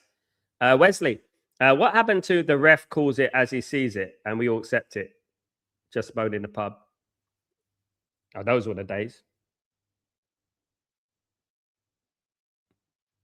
Those were the days. My biggest problem with VAR is the duration, how long it takes. And I just feel like you're never going to be 100% sure, Wesley. You know, the goal for Croatia, was it yesterday? Um, you know, you're never going to be 100% sure. It's like what I said yesterday, is that you can get offside for having a bit puffier haircut. So it doesn't make sense, doesn't it? So if the ball flicks off your hair, your mullet, you can get offside for that, you know? Or if you have a bigger foot. If you have a bigger foot, you could be discriminated against for having a bigger foot. So you could technically go to the footballing association and say you're discriminating against me because I got a big foot and it was offside. If I have a smaller foot, it would be onside. That could be the thing. Do you know what I mean? One thing I hope, just as long as they don't bring this bloody hydration break into the Premier League, they better not, mate. They better not start doing this commercial hydration break. This has been annoying for me, guys. This time of year, I just like to concentrate on what Man United are doing in the transfer market, and you know, I'm worried about us next season. You know, I'll be honest. I'm going to be real with you guys. I think I'm quite worried about us next season. To be honest with you, at the moment we got a lot of work to do, guys. Just to bring it into the context of Man United, as the Man United channel, of course. I want to, you know, I have every right to have this feeling of doubt, you know, and everything like that. And I would say, you know, only African team showing quality is Morocco. Big ups on elevating North African football. Morocco have been excellent, Neil. One of the few teams I look at and play a brand of football. And I think what happened to them in the African nations, obviously, there was a very sinister thing that happened. I did the watching on for the African nations, and it was a very sinister finish to the African nations. It was disappointing. Senegal haven't really impressed me, although I feel they were a bit unlucky against Belgium, and I feel that they should have went against Belgium. And this is exactly what I was talking about. This, when it's 2-0 with a few minutes to go, you have to try, and I know it sounds weird, but you have to play the dark arts of football. You know what the dark arts of football? Waste time. 5 minutes to go, 2-0 up, waste time. Kick the ball up the field, do these technical fouls, things like that. That's what they should have done, you know. Bucking the trend, breaking the mold, thinking outside the box, whatever you call it.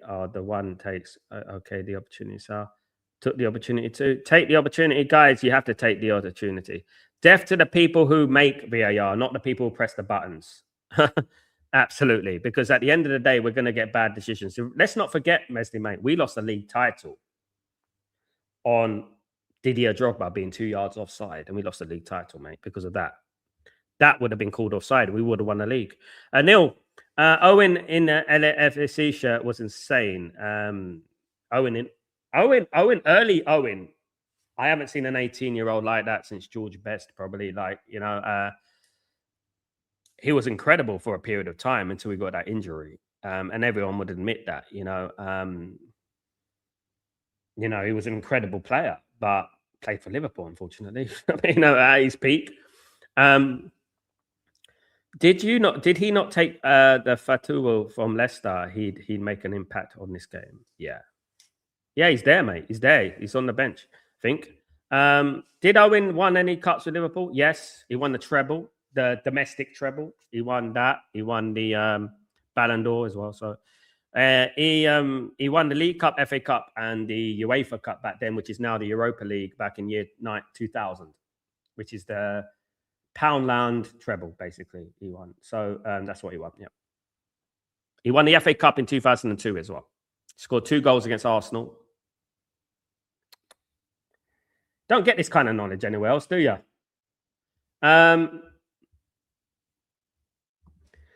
just think, you know what, Wesley, you're right. I think the VAR should be decided on goal line technology, maybe red cards, but not everything.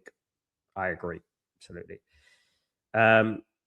Rudolph, big up yourself.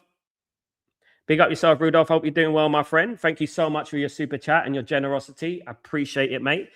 We don't seem to be doing anything. We're just monitoring Garcia at a minute. Same old rubbish. I'm worried too, mate. Yeah. The problem we're having at the moment, Rudolph, is that there's a lot of gaslighters out there who just want to manipulate you into thinking how they think in regards to Ineos. Ineos are failing at the moment, and this has to be called out as a fact right now. I like to deal with facts, and I like to deal with historical facts as well about what Ineos are. They almost got Nice relegated, right? Nice only survived from a relegation playoff against Saint-Etienne this season. Lausanne have been relegated in the Swiss League. And let's be real here. Guys, this is not La Liga. This is not the Premier League. This is not even the Bundesliga. It's the French League. How can you get relegated in France? You only need a few good players. You can at least come mid-table. You know, there's only PSG, Monaco, Lille, and Marseille in that league. Maybe Lyon. That's about it. How can you get relegated? You know, and that's why I deal with facts here. You know, and this is why I always bring it into the conversation. And everyone has every right to be concerned because we had a 4 out of 10 window last season. I know we signed some good players. Yeah, we signed Mbemo, we signed Cunha, we signed Sesko, and a last-minute deal for Le Mans. Too late as well. But we didn't fix the midfield. We didn't buy the wing-backs. We didn't buy any players for the squad. So it was a failure. Now we're in the Champions League next season. Right? We could get away with it this season because we weren't in the Champions League. But now we're in the Champions League this season. Our only midfielder at the moment is Kobe Mainoo. Edison's not there yet.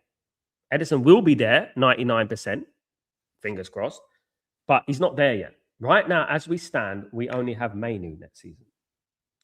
Ugarte is out for the season. He's injured. He's got an ACL. He's not going to be playing.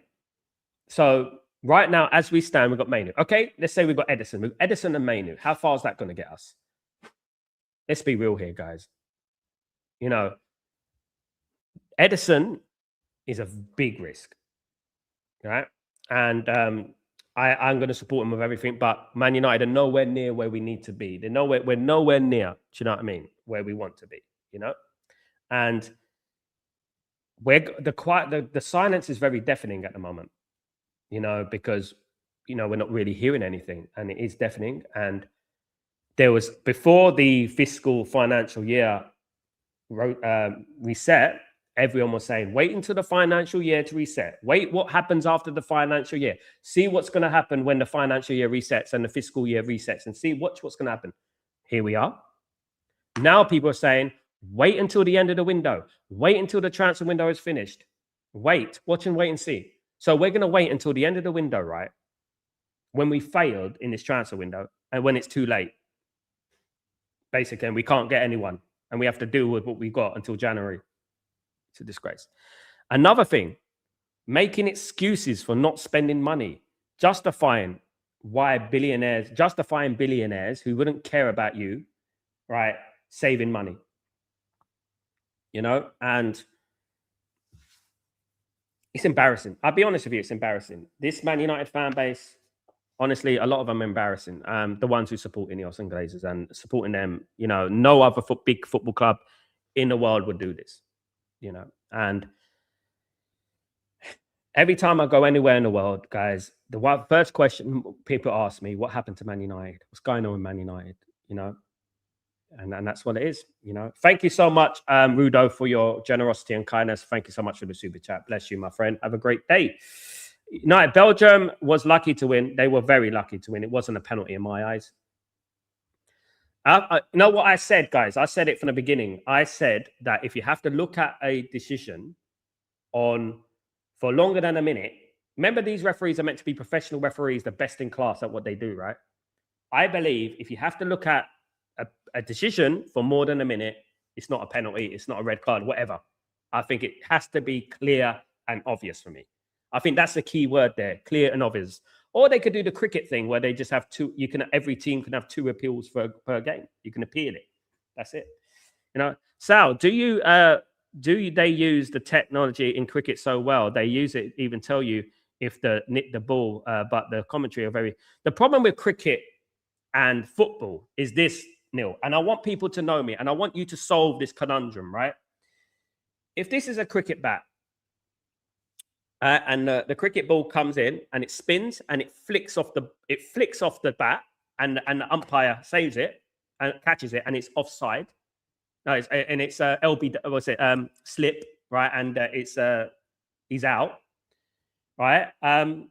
They use the sound technology, right? When they see the wicket or they see the bat, the sound. With football, you're dealing with people with different haircuts, small hair, no hair, big hair, long hair. So how do you judge an offside, a no goal, when it flicks off someone's hair if his hair's a little bit more puffier? Now, I know it sounds funny, guys, but think about this, because I thought about it a lot. So how can you say it's no goal for Croatia when it flicked off his hair?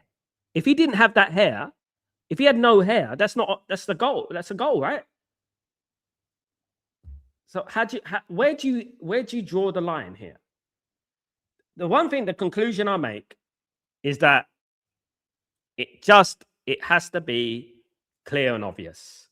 Clear and obvious. And if it's not clear and obvious, then it's not. That's the only way you can do it, because we're not going to get perfection, no matter what. You know, I think, and as I said, I think if you have to look at it for more than 1 minute, I don't think you should be given a decision. So the defending of Ineos is another level. It's mad effort, mate. It's mad. Yeah, you know.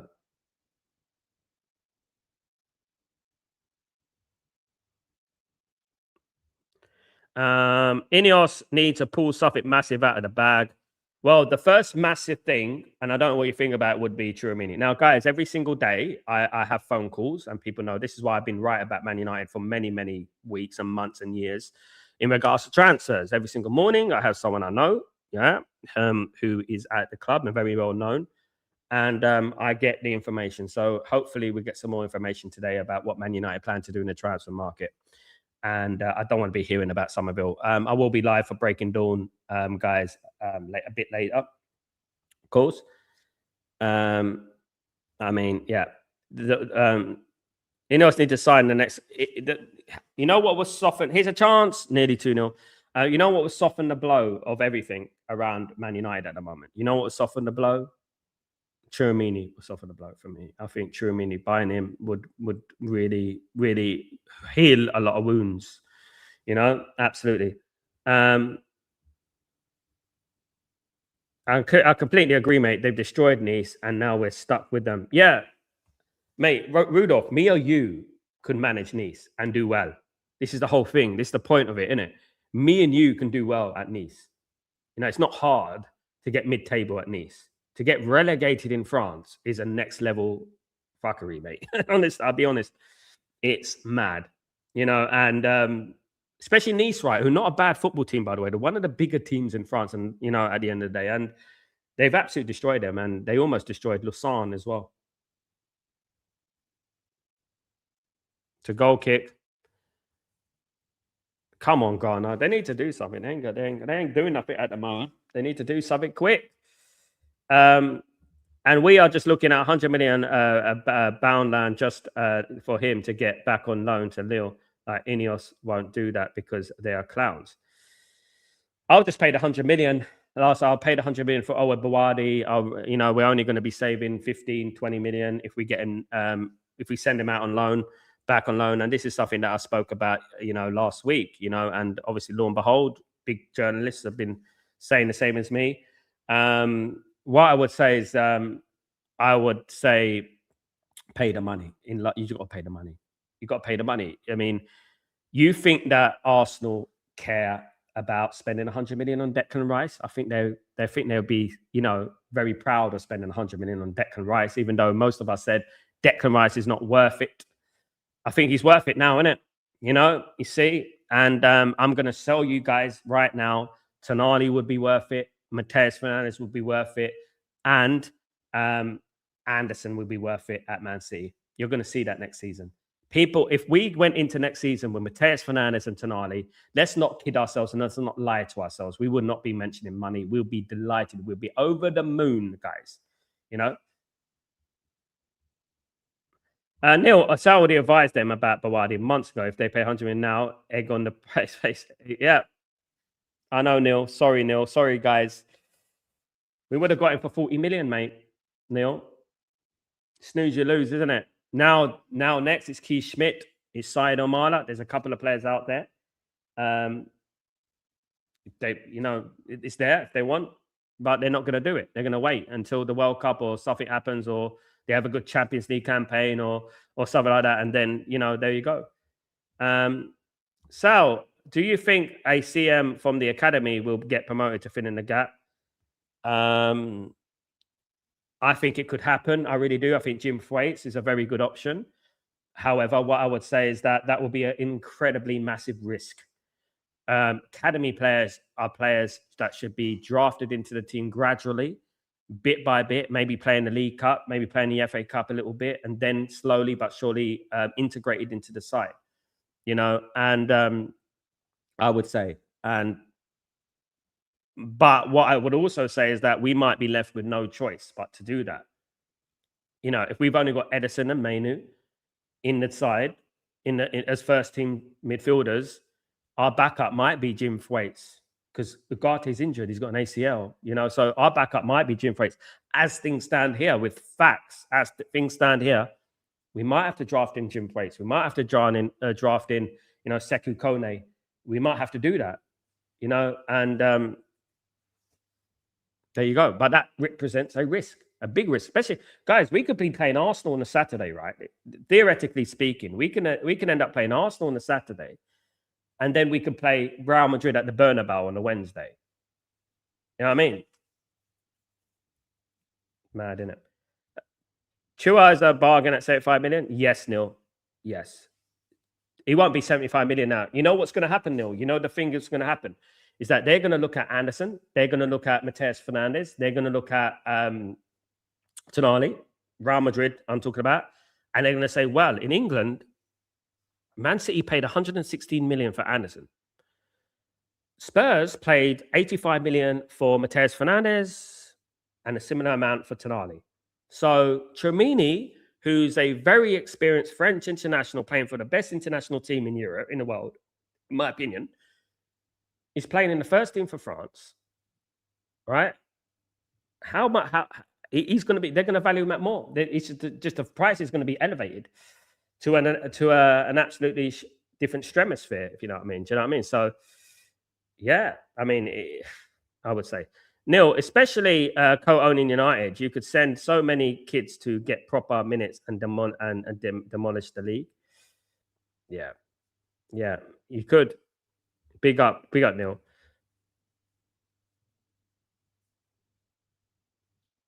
Ineos think they can dictate in the market. Absolute fools. No, the problem is people can try and dictate the market. The market generally dictates you, because the market isn't just based on one transfer. It's based on the number of transfers that happen around Europe and the actual price. It's like the price of living in it.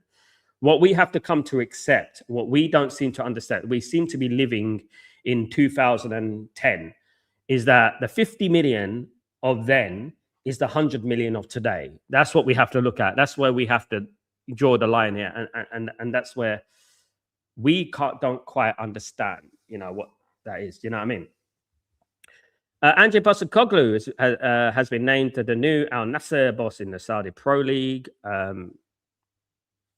Congratulations to him.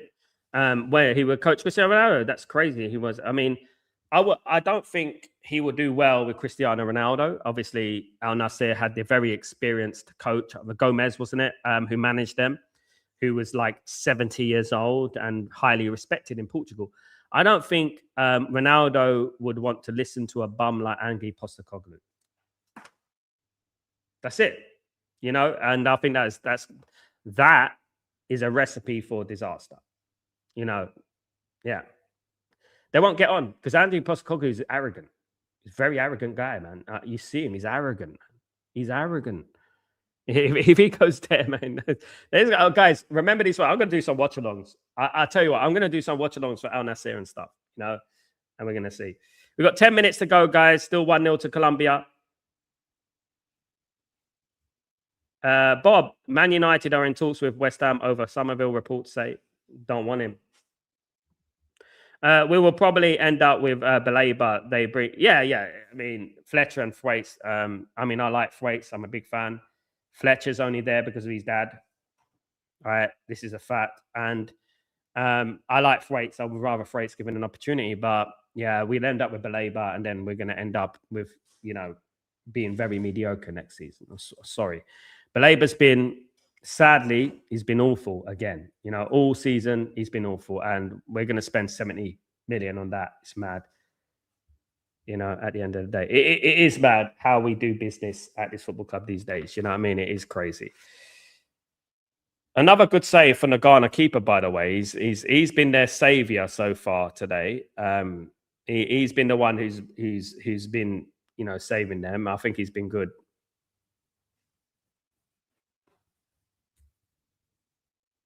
I think he's been good today, but it looks like Colombia are going to get a second any moment. If anyone's going to score, it's going to be Colombia. I just don't. I mean, I want Ghana to show me something. I want them to show me a bit. But it's only 1-0. Do you know what I mean? It's only 1-0, guys. It's only 1-0. So I want them to show me something here. Definitely. Guys, don't forget, I'm in Breaking Dawn, 7 a.m. UK time, of course. 7 a.m. UK time. And after Breaking Dawn, I'll see you on Sunday because I'm traveling, guys.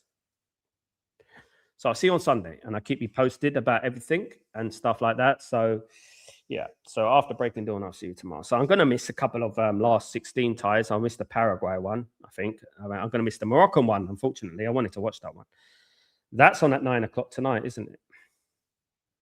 My flight's at 11, so I've got to leave at 11. Oh, goodness me. Ugh. Yeah. So, yeah, I've got a lot of work to do.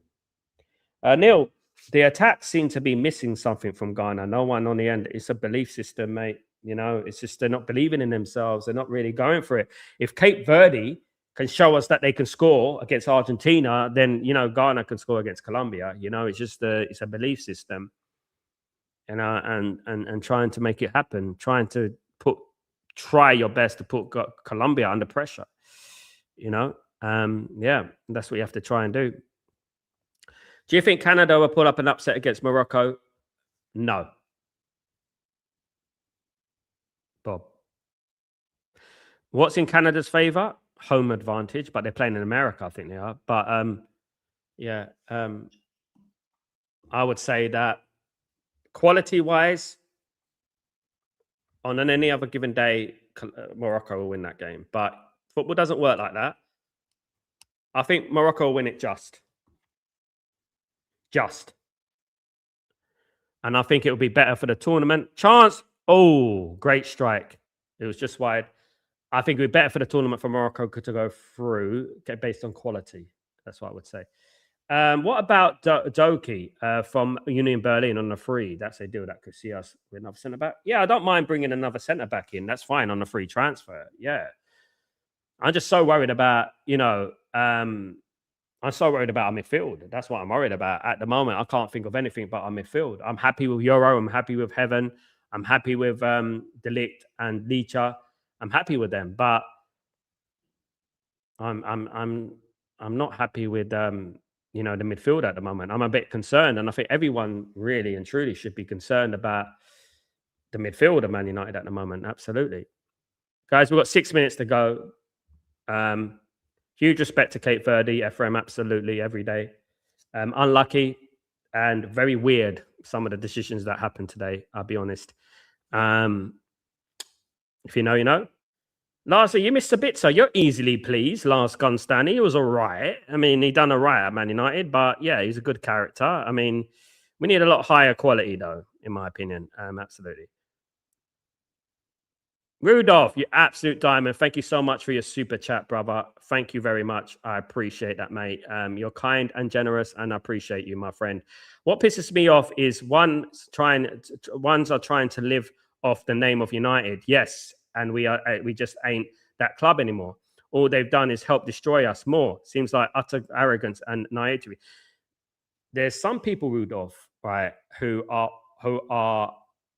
in my opinion, something sinister is going on in regards to I don't know whether it's backhanders allegedly and stuff like that, but the backing that they're giving Ineos, the backing, the blatant blind backing as well, by the way, that they could do no wrong, and everything they do wrong, they're making an excuse for. Everything that they are throwing out there, which is nonsense, by the way, is they're backing him up. Oh, it's because of this. Oh, it's because of that. Oh, they're good not to spend that. Oh, they're good. They are exactly right. What you said there. They're destroying the football club too with their platforms and stuff like that, because they are accepting mediocrity. And what I've learned about Ineos is that they're very social media driven. They look at, they're very attentive when it comes to social media, and they look at the trends and the algorithms and stuff like that. And they see that, certain fan base are happy with it. So they think, yes, we got them. So all we need to do is get into that top 4 and we'll be good. We got into top 4 last season. We're getting it this team, and we can do it on a minimum. They won't be pushing for that first place. Like some owners would be like, right, how do we get there, from there to there? How do we get from the 3rd place to the 1st place? That is the thing. This is where we're going missing here. Do you know what I mean? What people don't understand, they're these content creators and stuff like that with their big platforms. Oh, great shot, unlucky from Ghana. With their big platforms, they are making excuses for them and acting like we're Stoke, at the end of the day.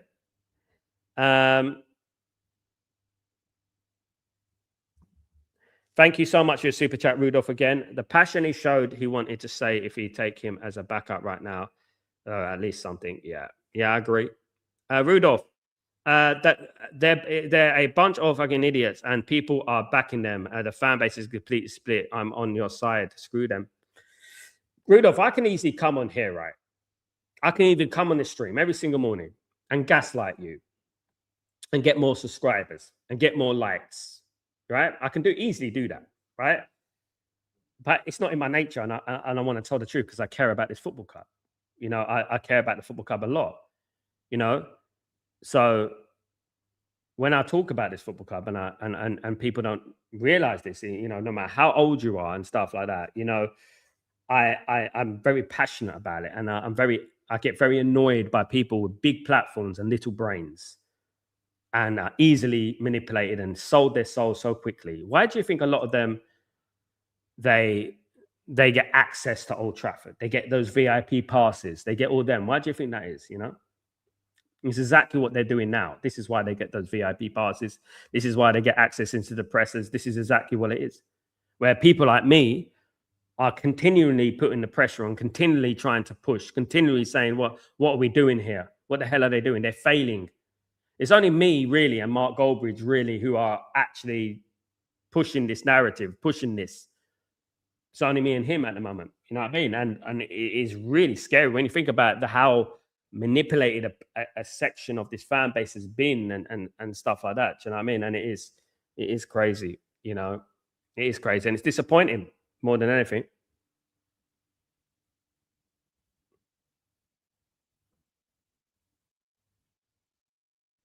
Big up, Rudolph. Thank you so much for your kindness and generosity, my friend. Really appreciate you. Going from 3rd place to 1st place is out of the picture now. We have, at the moment, Neil, we have to look at things realistically, innit? Last season, we had, obviously, Casemiro. We had a winner in our team. We've no longer got Casemiro in our team. And Ordonez is coming on. Is it Ordonez? Compass, sorry. Compass is coming on for Colombia. So how do we expect to move from 3rd to 1st when we're weaker than last season? And we got Champions League football.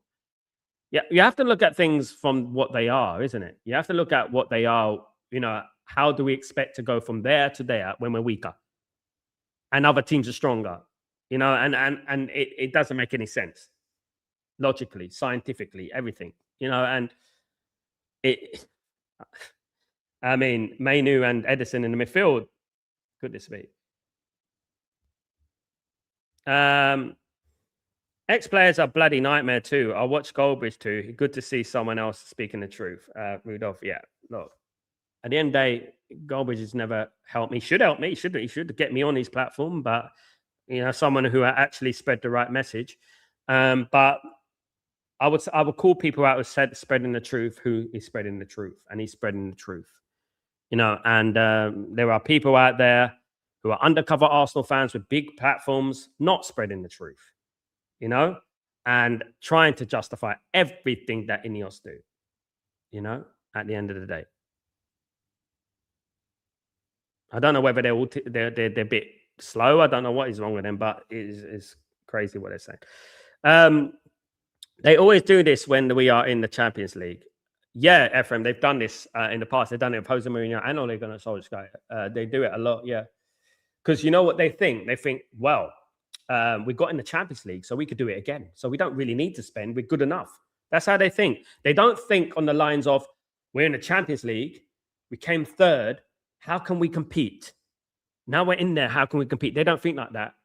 Just as long as we're in the Champions League, we're good.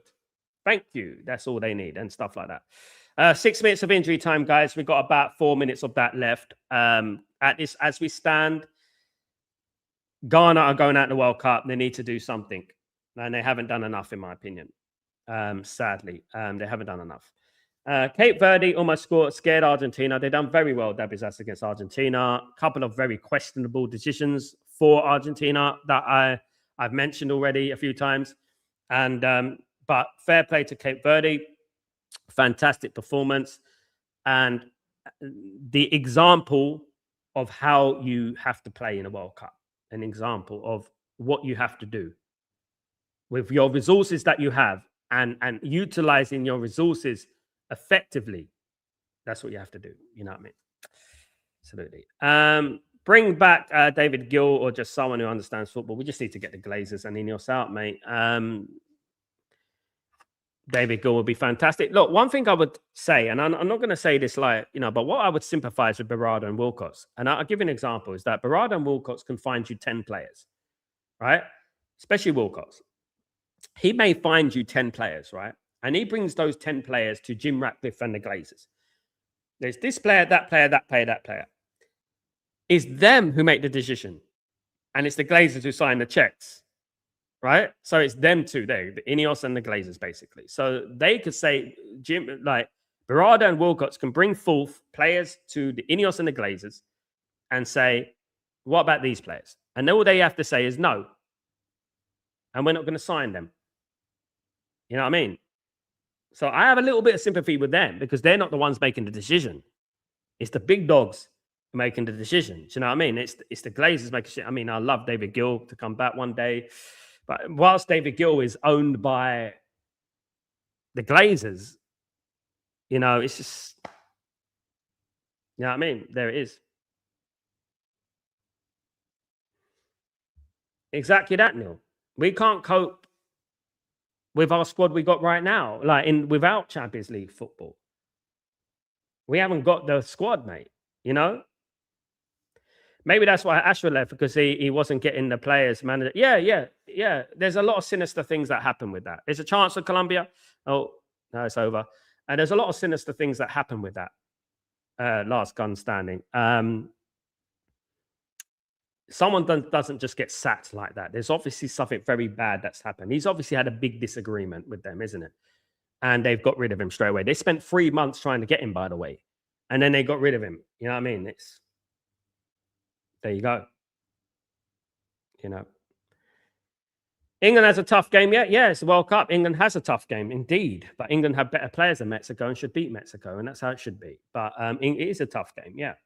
The only thing that Mexico have on their side is altitude.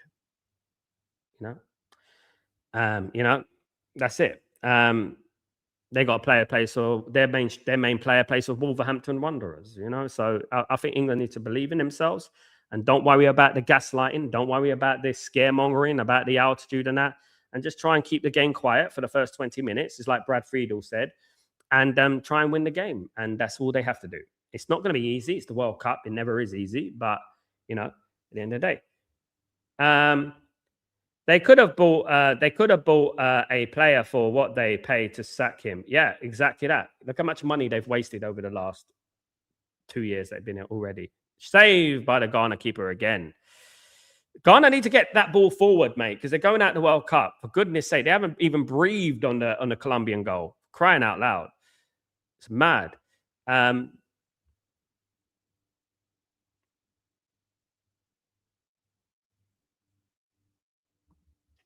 Gregory, what are you saying? Let it go. Gregory, we're not letting it go. I mean, you just let go millions and millions of pounds for a mistake. Gregory, I know you're a glazer. You're undercover glazer, mate. Agree, mate. There is just poison. The fan base cannot come together. They're always split. We all want the same thing, but we just seem to have differences side for it. The problem is that there are a certain section of the fan base who are based on a conflict of interest, Rudolph, that they're getting their perks for backing the Glazers, and that's the thing, and Ineos, and they're getting rewarded for it. This game looks over, guys. This game looks over. It looks like they're going. We're on 96 minutes, so we're just waiting for the final whistle now.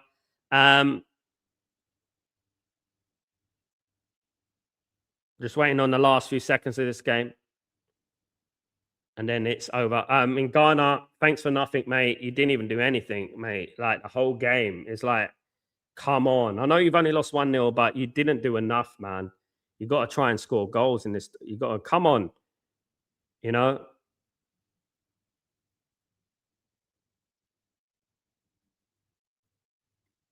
Here come Colombia, just going to keep the ball now. Keep it into the corner. They're going to play it slowly. You know.